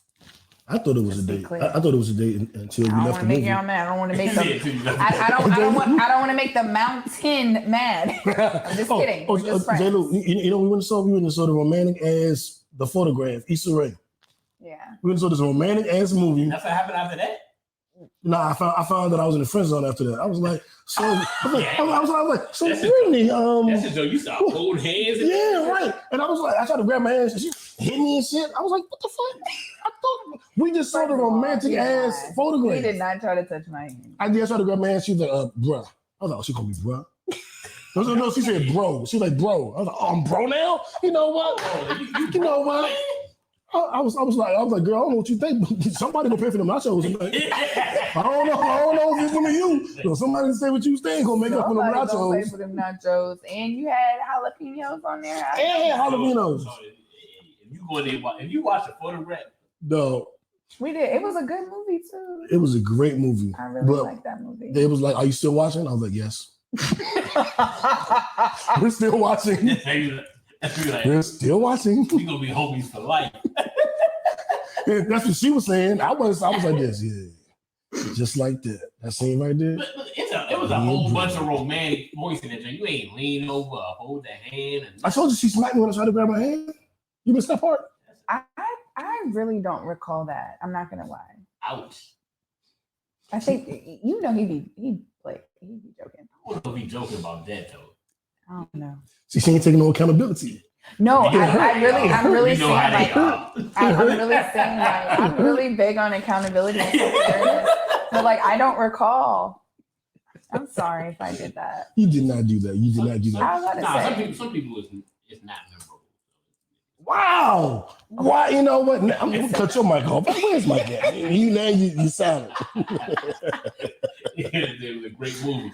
That was hilarious. It was. And I saw the whole movie too. I saw every line. I watched. I think the first time I finished it in the morning. I'm not about to play right now. I finished it in the morning because it started. It was a good movie. So I had to finish it. No, but we went to the movie theater. We was in the theater. Oh, that's what's up. You see what I'm saying? Yeah. Took a shooter theater. Yeah. The one where you order food and shit, drinks and shit. And she was just like, "Thanks, homie." All right, buddy.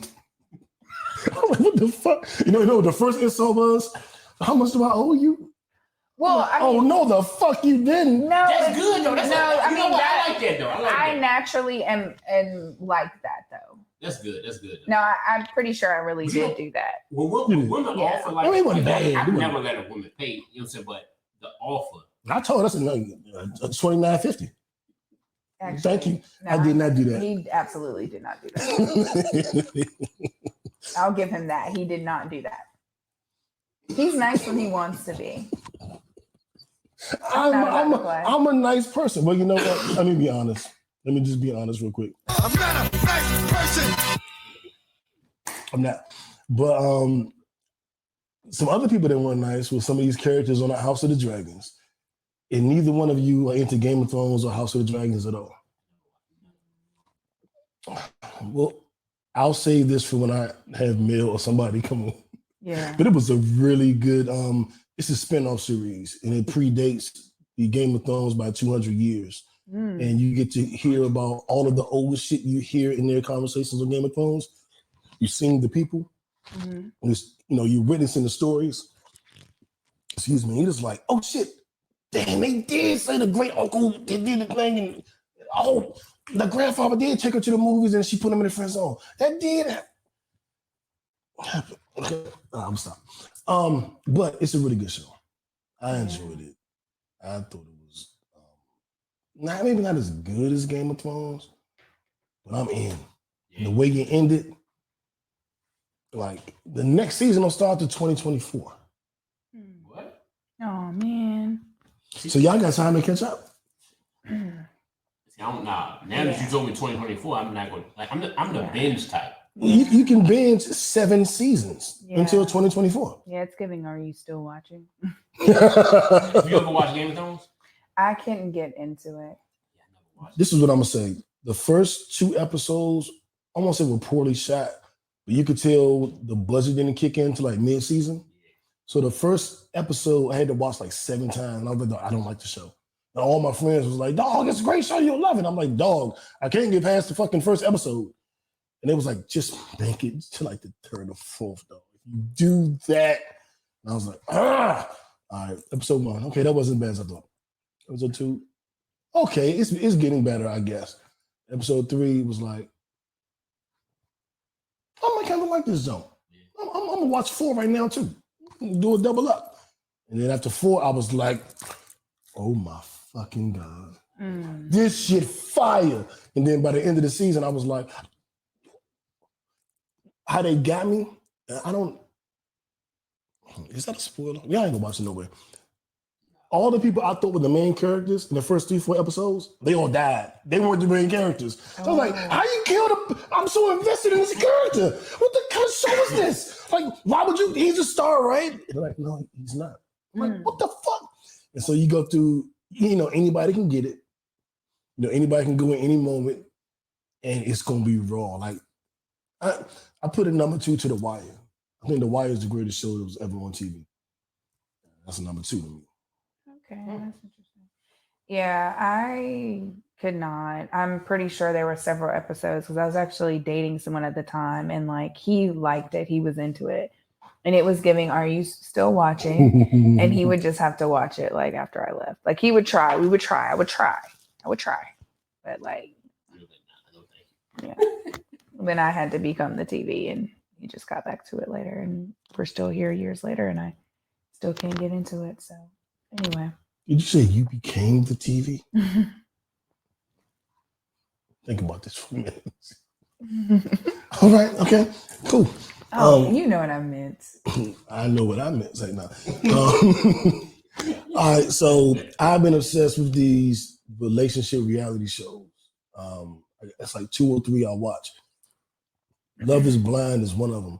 The Kickback is the audience actually bullied me on social media into going on Married at First Sight. So I did send in my little application thing, but apparently I didn't get picked because when I was like, what's a pandemic? They're probably not even doing it no more. They're like, new season in Atlanta. I was like, you bitch, you ain't picked me. Y'all ain't picked me. That's hilarious. And so that was like a joke because it was like, go on. And I finally did the application and told them all the questions. It was a good time. That was one of the times the Kickbackers was on my ass. Like, go on the show. But Love is Blind, are you guys familiar with it at all? I am familiar with Love is Blind. Familiar, yeah, I am. So you start off in these cubicles, you can't see each other, you're just talking, getting to know each other. You go from cubicle to cubicle till you find a potential mate, and then essentially you propose. And if they accept, then you meet each other the next day in person. Yeah. So you're like talking to a person, but you don't see them. Oh, so maybe I'm thinking like I thought I was talking about like the Steve Harvey or like one of the dudes that worked on the Steve Harvey show. But that's what Love is Blind. That's the one that was here a couple years ago. I knew some people on that episode, on that season. Okay. So this one completely different. So you actually talking directly to the person. Based on the conversation, you make a decision if you want to accept the marriage. Yeah. Yeah, there's whatever the one that was here that people watch. And then it's Married at First Sight, and it's Love is Blind. Then there's one called The Ultimatum, where you I saw The Ultimatum. That was some ratchet shit. It was. You're with your person. They may or may not be ready to settle down or get married. So you go into this boot camp, whatever you want to call it, with other singles or other couples, and you date around. And by the end of it, you decide if you want to stay with your person or move on with someone else. That shit was ratchet. That shit was a lot of heartbreaking pain. It was, but it also teaches you, like, I personally do not believe in giving someone an ultimatum. Okay. Now, I do believe in you having to make a decision for yourself, but like giving someone an ultimatum, 1 or 2 things are going to happen. That person is either going to be like, hey, I'm not ready. And, that hurts. You can move on, which is fine. Or they're going to sign up for something that they're really not ready for. And, now you have to go through that. So it's like giving someone an ultimatum. If you got to that point, clearly, if they make the decision to move forward, it's strictly because you gave them an ultimatum, not because they made that decision for themselves. And as a woman, I do feel like marriage is 100% something that the man has to want to do. I don't feel as though it's something that I can tell someone that they need to be ready for. Now, I can have my own, shot clock. And if it doesn't work out by then, I can see myself out. But I don't think it's appropriate to give anyone an ultimatum. Yeah, a person convinced against their will is of the same opinion still. Yeah. I hold that shit in there like, I don't want to convince you. Yeah, I want you to want it. And how long, like this is like what, like a couple weeks, couple months? Well, the ultimatum, they lived in their own personal lives and decided the person wasn't ready, so they brought them to the show. Okay. Like, since they're not ready, we've been together for 4 years, 3 years. They're not ready. We're doing the ultimatum. Yeah. And then you date other people. You think it should be a timeline? On marriage? On engagement? Yeah. I don't believe in timelines. Okay. Yeah, that's tricky because the majority of my dating life, it takes me a long time for it to click. Okay. So I'll be with somebody and I'll be thinking, this What's cool, your this cool. time? Aries. That makes sense. What's your sign? I'm a Taurus, but I'm an Aries rising, so I definitely understand. Yeah, I think I'm. Gotta look at my chart. You use the CoStar app? Yeah. Yeah, me too. Me Cool. too. I gotta add you. Hell yeah. What's Jay-Z? He is Sagittarius. I'm a Sagittarius. Well, what's the rising? Rising is how you appear to people. Is how people would perceive or who they would think that you are. I'm a Sagittarius rising. My my love is Aries again. And I'll add you. Let me figure it out. But yeah. I know I done told you about this shit before. We done talked about it. Just ask your mama what time you were born, and we got the rest. Yeah, it was 1 in the morning, but I'm a Pisces. Oh, that's all I know. But we need an exact sign. I mean, an exact time. I think it was like 6 in the morning. Yeah. Okay. We'll confirm 6 in the morning. Shout out to Ice-T. He definitely took it back with that one. Yeah. So Love Is Blind. I'm watching it because I'm into that shit. Like I'm into not arranged marriages, nothing like that, but you get to a point, and the reason why they was fussing at me to go on the show, that's all the saying shit like, I was gonna meet a girl in a cereal aisle and she grabs cinnamon toast crunch and let's go propose. Just fuck it. Let's just get engaged. We will figure out the dynamics of the relationship later. You gotta make a decision though. Like you know, just like, look, I choose to do this. Yeah. So that's a certain because you definitely get married and then you spend time together and then you decide, like he said, whether or not you want to move forward. I like the concept of Love Is Blind because it forces you to get to know a person. So by the time you choose this person, you have chosen them literally and just like off of you getting to know them, how they think, how they feel, because you literally pick this person based off of your conversations. You don't get to see them. So there's no like, there's no lust or there's no like, oh, you look good, so let's see if this is going to work. Like you literally have no idea what this person looks like, whether they're white, black, Hispanic, like you have no idea. Unless you hear it in their accent or whatever. Yeah, well, yeah. But I feel like if I did it, I don't know. I feel like some people would probably not think that I was black. Because even my clients... What if you're not attracted to a person though? Like that's happened. This girl was not attracted to the dude, and she was so upset. She was so upset. Like, if you don't have no attraction with this, yeah, but that matters too. I guess you have you're able to say, thank you. Yeah, I have tried to date women I wasn't attracted to because it made sense. You do this, I do that. You think this way, I think that way. You get this shit, I'm in. And it didn't work. Like, what I'm used to is, and what I enjoy is like, woman I'm with, like, I'm physical. That's one of my love languages, right? So, I want to feel like every time I see you, like, did you just breathe? What you take your clothes off? Like, you know what I'm saying? Like, why the fuck are you breathing around me? What the fuck? And I want to feel that way. And this the foul shit. And I don't, well, she doesn't know. She probably doesn't even listen to the podcast. But Usher's There Go My Baby song came out. And I looked at her and I was like, that's not my baby. Like, it's not. It's not. I was going completely, like, I thought he was going to say. I can't look at her and see that. That's when that was ridiculous. Y'all see when the guy told the girl after they chose one another. I think it was a black dude and the girl went off. She was calling them all kind of names. They was at the pool when he told her, and she was like, "What?" No, didn't she tell him? Because didn't she like find out, and she approached him about it? I thought at the pool. Yeah, I'm not sure. He didn't never tell her. I didn't think. I think she was like, "Why he keep holding his hand like that?"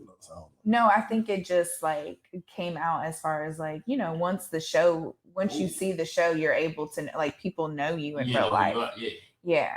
But to your point, I do feel like attraction is something that's very important.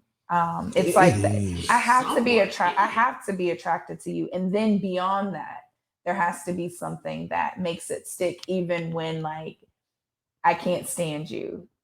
So I believe he told her and got mad at the fact. Oh, yeah, he was the one that got mad. That's right. He acted an ass.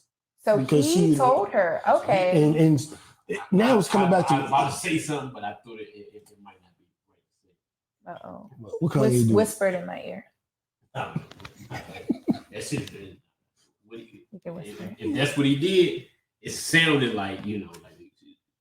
He says she didn't accept him for who. Yeah, I think she said. Yeah. Okay. I literally think she said give me a day to think about this. I ain't about to get canceled. Yeah, it canceled. I think she was like, give me a day to process this information, and before he could process it, she said, give me a day to process, and like the very next morning, he just was cussing her out. And I think she was almost with it, like, maybe I could do this. Oh yeah. So the others, the feminine, he went off. I got to be very, very careful with saying this. I feel like the man, the man that he presented himself to be, when they started getting into it, it was given. But I mean, men can operate in their feminine energy as well, as be very clear. But it was given very much feminine energy, because he was arguing with her like she was another like two women going at it, because he was like, that's why your wig been messed up this whole time. And it's just like, you never really hear a man be able to be specific about how your lace looks. He was definitely gonna relapse.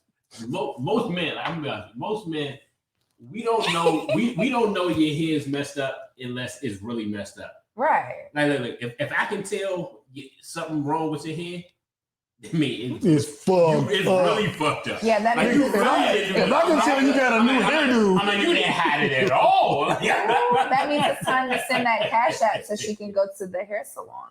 That's what it's. Getting no accountability on a woman to go do her own damn hair. That's what it's giving. He was snapped. Because 9 times out of 10, if my hair is messed up, you messed it up. So yeah, that would be true. Yeah. All right then. He was snapped for the gals arguing her down with the reed honey. Yeah. So yeah. He was definitely he was reading her. He was definitely gonna relapse though. Yeah. That's it was definitely coming back. No, but it was coming back. Whatever he used to do. But you know what though? What did he say? Whatever they say he did that shit. But he gonna do it. With like the LGBTQIA. Okay, and that's correct. You're not being funny. That's correct. Okay, because I like to respect everybody. I'm an advocate. Okay, and as am I, but I feel like there's so much like sensitivity to that, to where like, I can say that's not for me and still respect anybody who is. And so I feel like a lot of people, like for me personally, if I would not feel comfortable knowingly dating a bisexual man. Right. And I feel like it should be okay for me to say that is not my preference, but I still respect like whatever you do it. But like, please be honest and upfront about it and give me the opportunity to accept it or not.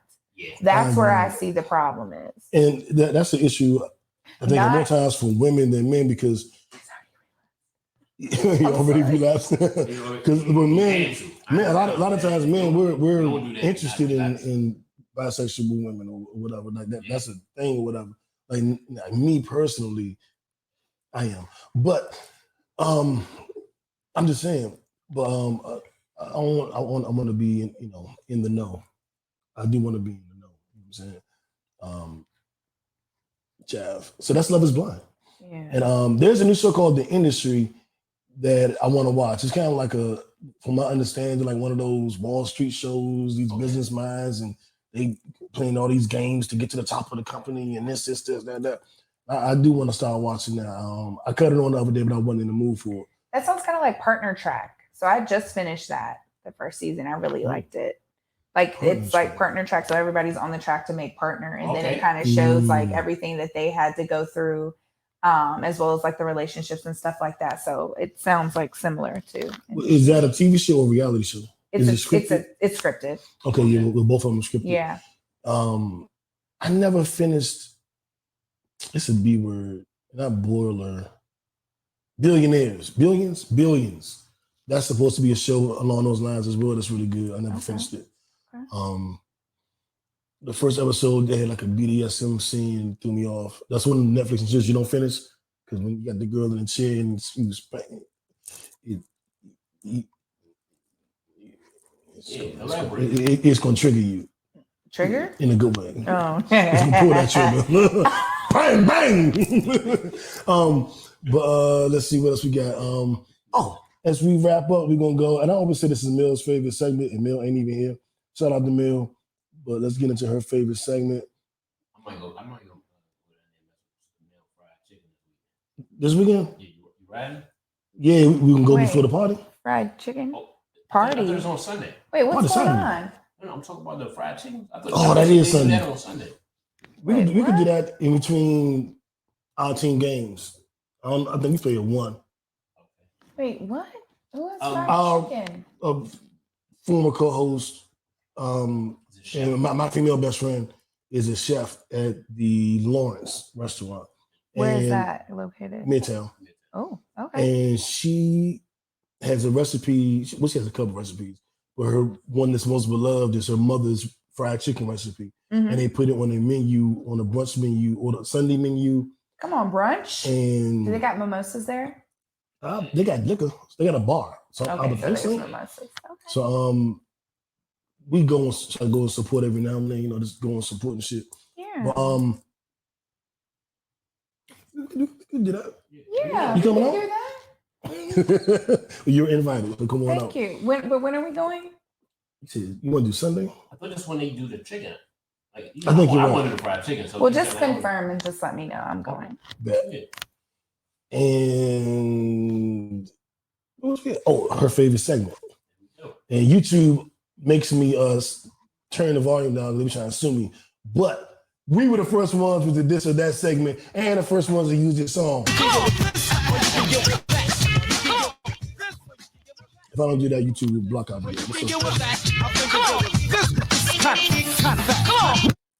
So we got some quick hitters for this or that. This or that used to be a long, particular subject. But now I like quick hitters unless something grabs you, you want to speak about it more. So let's start with the man you're dealing with, the man you're dating, your spouse, your companion for life. Should he pay all the bills, or could you go half and half on the bills? I'm assuming this question is for me. Well, and how do we see it as well with dealing with? Okay. You know, okay. Well, I'll give my perspective first, I guess. Okay. I feel like this. I come from a household where the man pays all of the bills. And so how I feel about it is that as independent as I am, I would love to and desire, and I feel like the Lord's going to give me the desires in my heart. So I am going to end up with a man who wants to take care of me, even though he does not have to. So with that being said, I feel like the man paying all the bills would probably be appropriate. And then my income can be used for investments, making more money. I'll be able to do cute little stuff on the side. Now, in general, I feel like that is appropriate. I feel like where women go wrong is that if you do come into a situation like that and you expect for the man to take care of all the bills, you have to understand that you are now subject to living within his wage.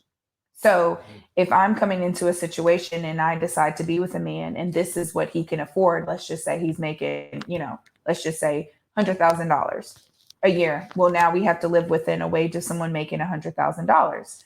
Anything above that, I will be willing to contribute. If my lifestyle takes for a little bit more than that, I would be more than happy to contribute for whatever is above that. So that's kind of how I feel about it. I'm not mad at that. I'm clap it up for that one. I ain't mad at that. J. Lou? I would say I'm more of a 70-30 type of guy. That is and I would say this, and the reason I would say that is because I feel like as a guy, like we use those same constructs on how people were living at that time. Like I do stuff around the house. I'm an involved parent, so it's different. Like normally when that parent was like 100%, 100 this, it's like I look at relationships like a balance but you can balance different things. So Mhm. maybe, you know what I'm saying, as a wife, you balance it, you taking care of 100% of the a child, or 100% of the cleaning, I'm taking care of 100% of the bills. Like, you know, it's just a balance in a relationship. But with me, I'm a heavily involved father. Like, I got split custody with my child. You know what I'm saying? So it's different. So I'm more of a 70-30 because I want to be, I'm more of like, hey, I need to pay the majority just because, you know, it feels better for me. So, you know, 70-30, and then, you know, you put stuff aside for trips. Because, you know, I love to travel. So, you know what I'm saying? I'm more like that. Yeah, it's the funny part about that is I made a Facebook post about this about a year ago, and the consensus we came to was 70-30. That's what I mean. He's probably on the damn post, and that's the consensus we came to.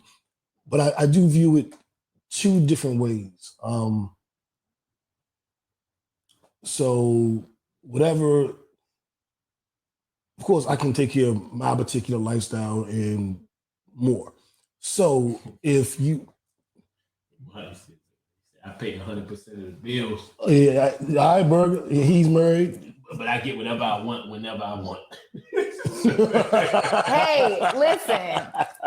Happy wife, happy life. Happy spouse, happy house. He gets it. But I also think that if a woman comes into my world and I'm already supporting my world, I don't know if she got to come in and then we do a split on my world. You know what I'm saying? Yeah. So if I'm paying all the bills right now, I'm doing everything right now, and you come in, I already got it. You're already paying the bills. Yeah, I'm already doing it. So you make sure we get to Dubai. You know what I'm saying? Yeah. That's how, because I mean, and you pay for the sex clubs and toys, my sexual done. Sorry, I got to. And as a man, like I feel like as a man, you should. Come on, you be going down to Trapeze. Are they still open? I haven't heard anything about that since the pandemic. Okay. I got paranoid. As a man, I feel like you should, like certain stuff you should have shown the ability to do. Like it's like I got my house before I had one. You know what I'm saying? Like before I ever dated. So I'm like, look, you have to show that you have the ability to take care of certain stuff on your own. Period. Yeah. So that's why I agree with you. Say like, look, if you like, hey, look, I already got this life established. Yeah. You want to do a little bit more. You have a little bit more. You know what I'm saying? Like, you know what I'm saying? So I agree. Yeah. And ultimately, I feel at the end of the day, there's genuinely no right or wrong way I agree. to do it. I feel like everybody should do what works for them, and whoever they choose to be with, they just have to align and agree with that. And I also would just like to say, like, why is it that Black people are the only people who talk about money and bills and like, why are we the only community? Like, you do not. I would say this. Are we? We are. I don't know what the hell white people and Chinese people talk about. Somebody check me that. Maybe that's the reason, because we're not on those platforms. Like we maybe because we don't follow. Yeah, we're not on JewishPlanet.com. Like, I was with you. Like, look, why are we the only ones that are doing it? And somebody checking. I'm like, well, maybe that's.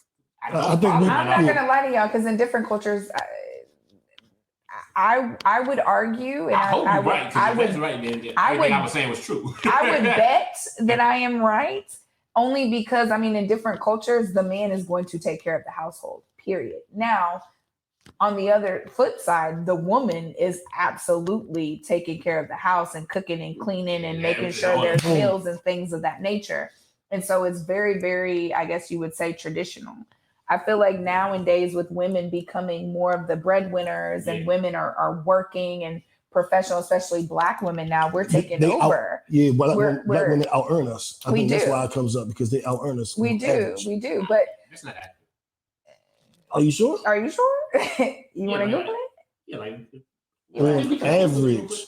You do the Googles. I'll read these comments. Shannon says I prefer the bills just get paid. That's it. We work it out between us. Yeah. It's situational. No, Burger said he pay all the bills, but he get whatever you want when he want it. Paying bills together doesn't become a thing until your world becomes our world. Yeah. Okay, I hear that.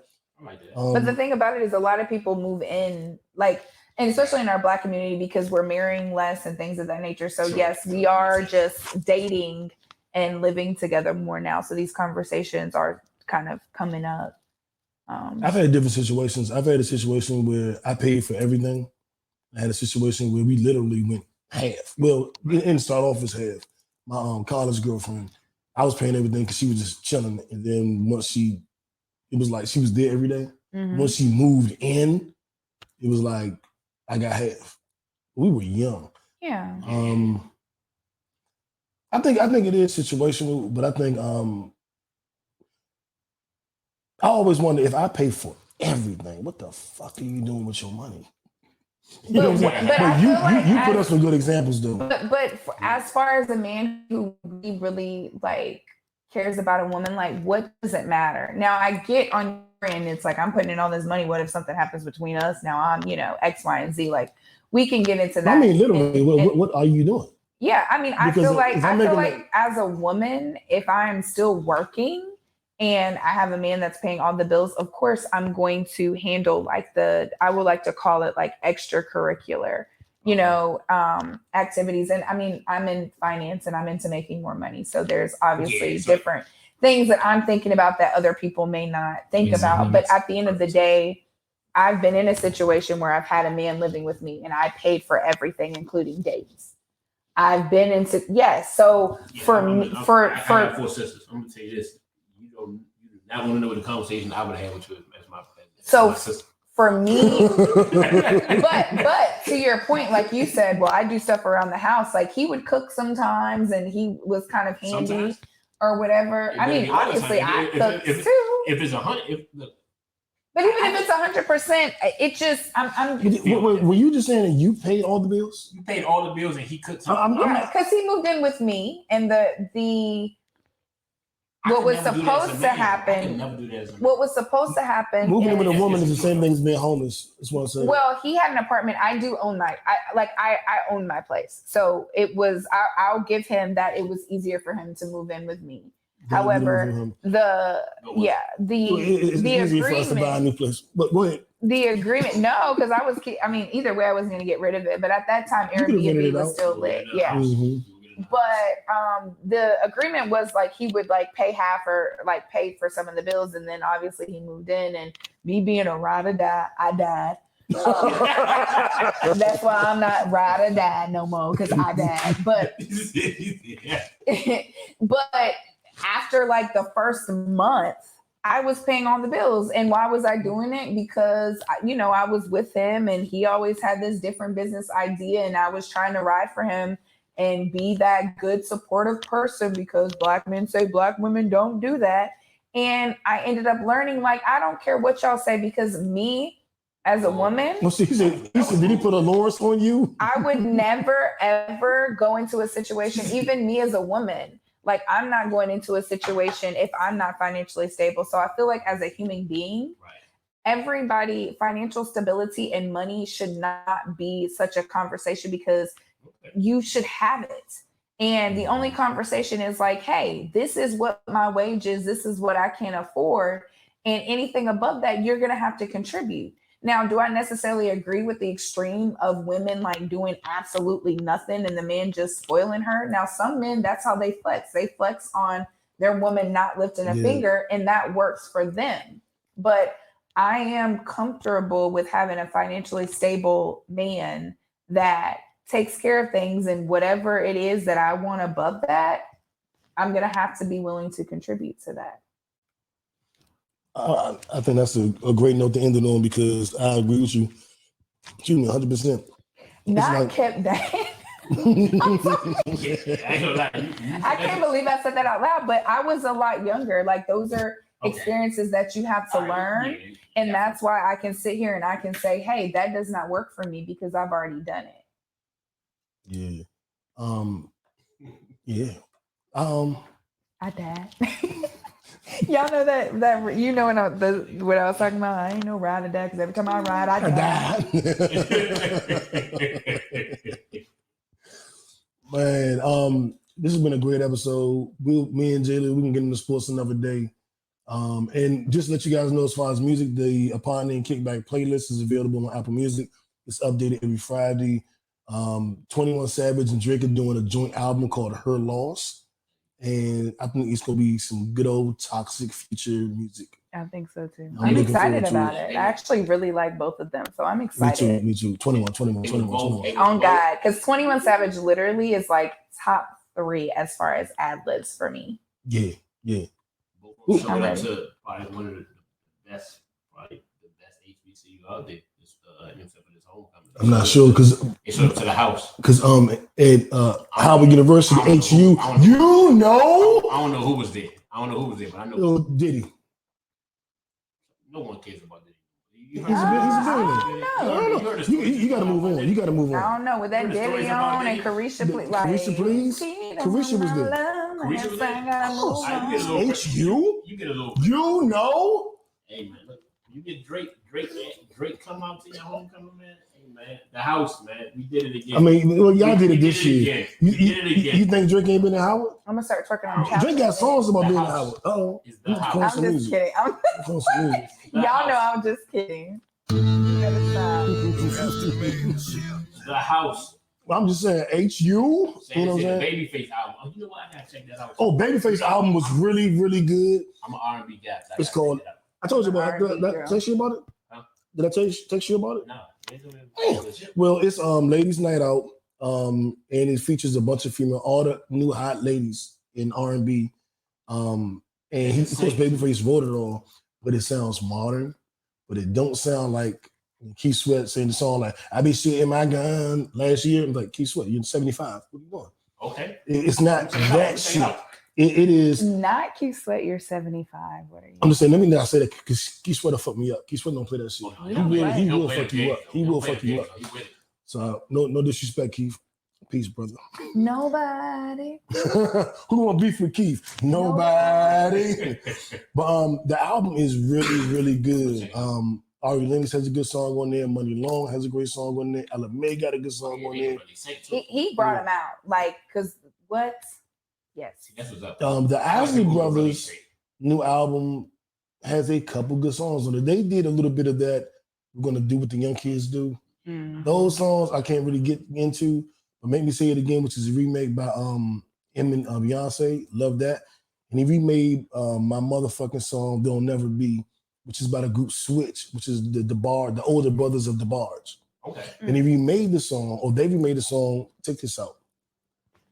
With El DeBarge, that's cool, right? And Earth, Wind, and Fire. Come on. Do you hear me, man? Isley Brothers, Earth, Wind, and Fire, and El DeBarge, one song. I got the Earth, Wind, and Fire records Yeah. Do you remember? Lieutenant, I'll check that out. Okay, cool. That's a good one. Young Jeezy back. I love it. Him and DJ Drama put out an album. It's mixtape style, but it's all original music. Fucking fire. Make me feel like it's DC in 2005, and I got small bags in my left pocket, fat bags in my right. That's how it make me feel. And I've been serving on my left pocket all night. So I'm killing it, and I didn't even have to go to the good. You know what I'm saying? Everybody little shit. Everybody the 0.6s and the 0.7s. That's it? Yeah. What is a 0.7? Well, you're supposed to sell a gram, right? But a gram of love. A gram of love. I love it. Yeah. So, but a lot of people love it. Yeah, exactly. It'll take you back to a time. So that was great to hear. He did a good interview with $1 Million Different Game, and another interview I want to talk about because she called me and asked me, how I felt about the interview, and I told her it was fine. She got to tell her story, and I got supported. If you don't know what I'm talking about my boo. Y'all know who my boo is. Child, how did I know? She was did. Talking about Ashanti. Because that's my boo. Talking about who else would I be talking about? Him. She did. She wanted me to watch it and give her my thoughts. I was thinking she go. See? Okay, so both of y'all liars. Got it. Ashanti wished me happy birthday, and that's a fact. And she shouted me out on video. That's the proof of our love. If I have to show it to you, I will. I mean, I don't want too much. No need. But so she talked about the relationship with Irv, and she basically was like, "Get over it, dog. Like, you just messy. I see a lot of female in you." And I like Irv, but I didn't really like that. You know what I'm saying? Can we just talk about the fact that he is married and still talking about Ashanti? Like, could you imagine? He ain't married.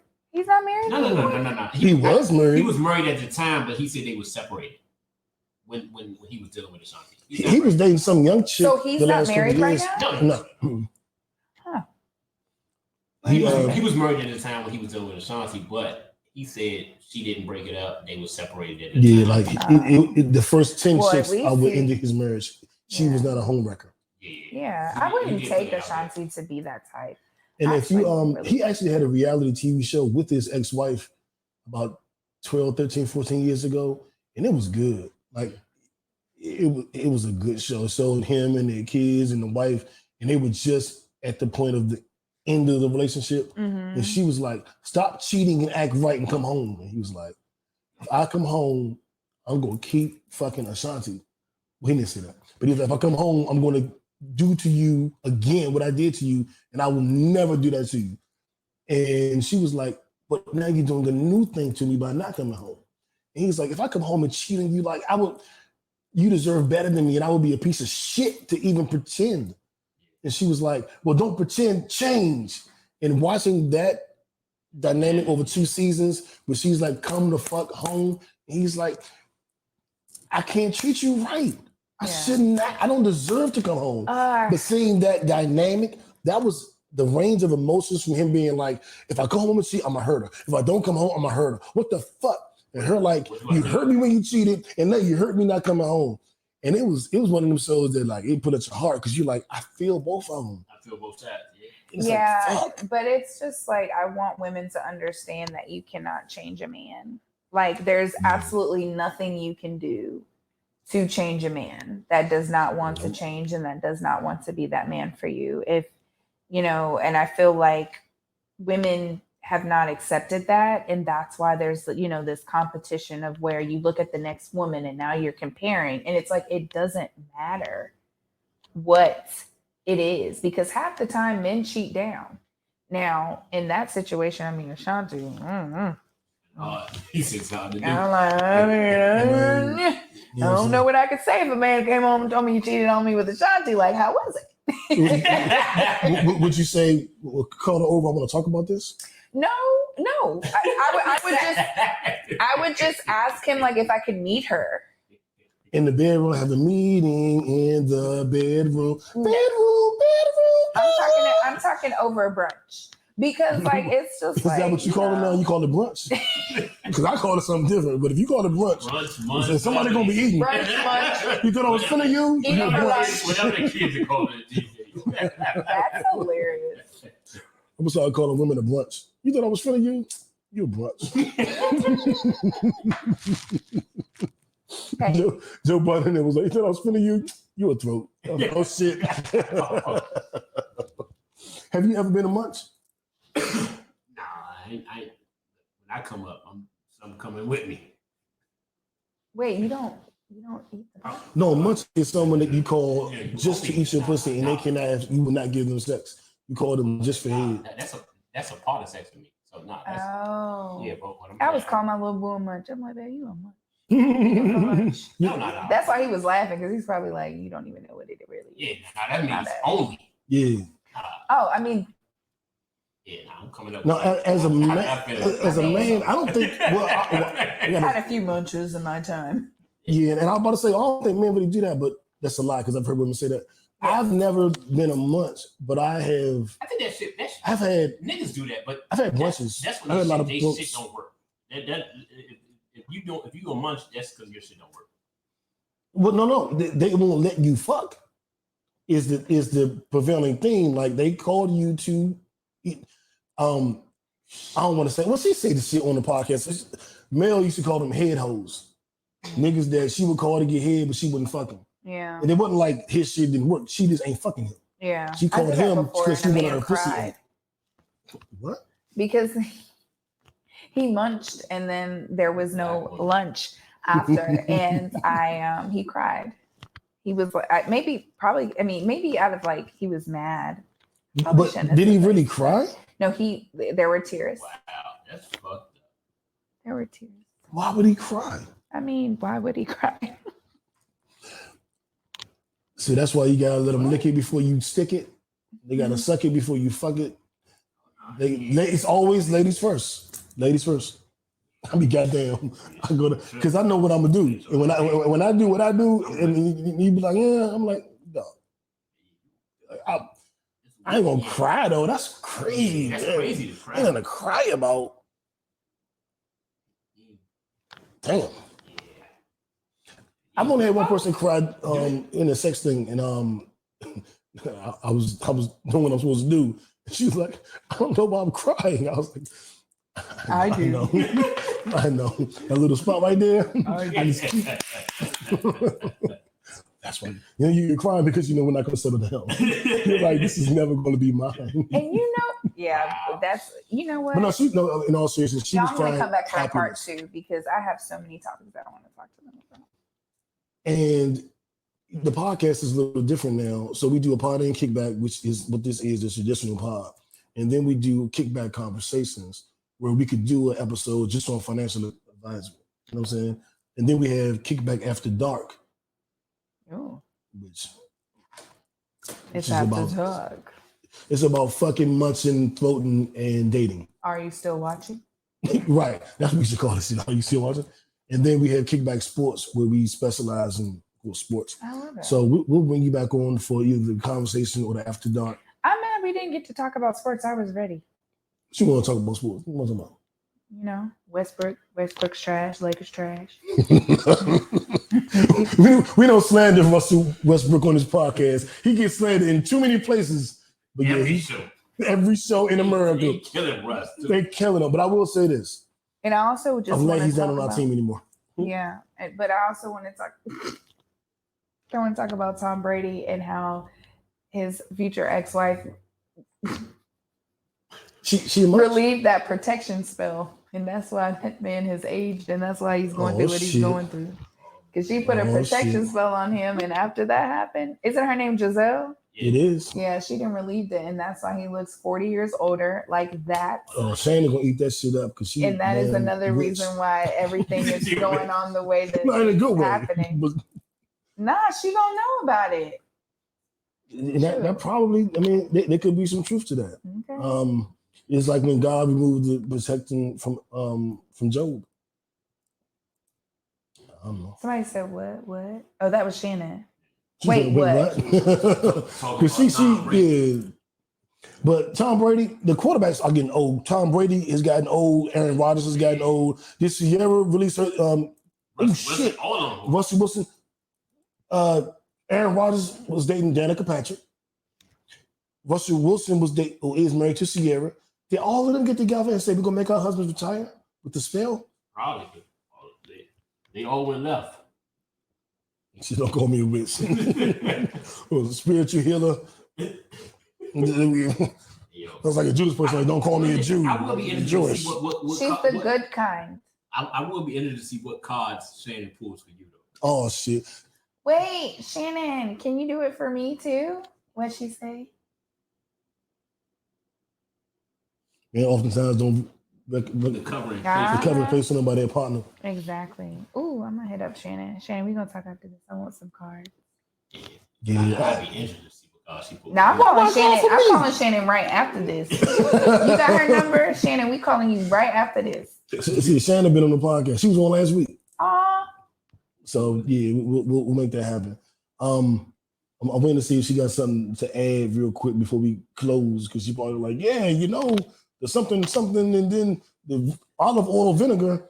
I'm a healer. I know what the reason. Oh, I know that's right. So we can't call her to channel. We'll talk about it after. We'll figure it out. I can read your cards. Matter of fact, hold up. Do not play with me. See all these black people here? So this is you. A queen. I know that's right. I see you rewatching the photograph. We sure will. And I lost it. But he pulled the queen. He pulled the queen. The queen of hearts. She's yelling at me. Stop playing. I'm done. All right, everybody. Thank you for tuning in for another episode. I felt that shit though. See? I realized it was electric. Boogie. Shit, that shit is like crazy though. But I have had the ability to see into people. I'll talk about that later. But I know this one girl that was cool with, and I was like, I was doing all my energy, all my channeling. No. Now I'm being serious. I was reading a book called The Medunete, which is the Egyptian Book of the Dead, which is the Book of Life. This is ancient. This is where the Ankh comes from. That's why I always got Ankhs and shit on, because that's a nod to that. Yeah. And my name knew. I was looking through the book, like, give me a sign. I think I'm tripping, talking to myself. If this shit I'm reading is really real, send me a sign.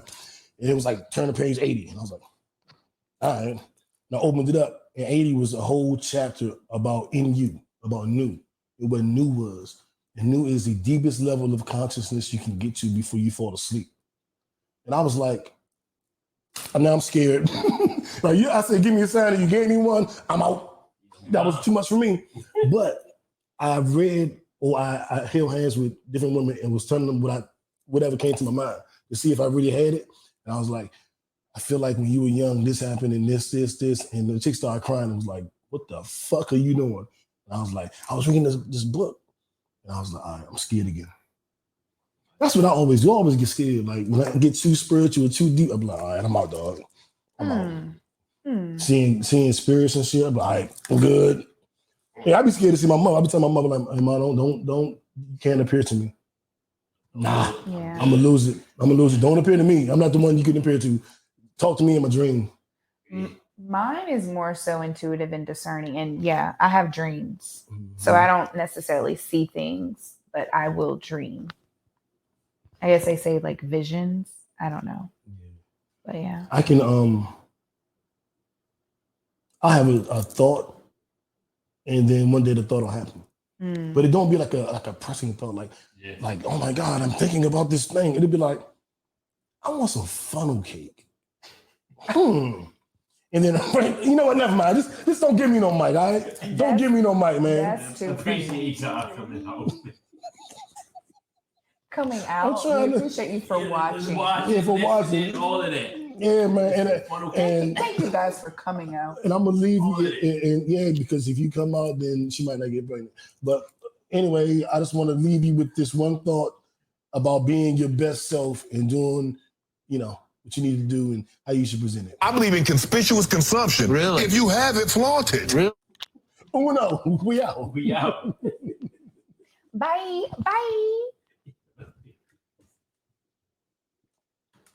Tell me, turn my mic off. I'm gonna turn my mic off.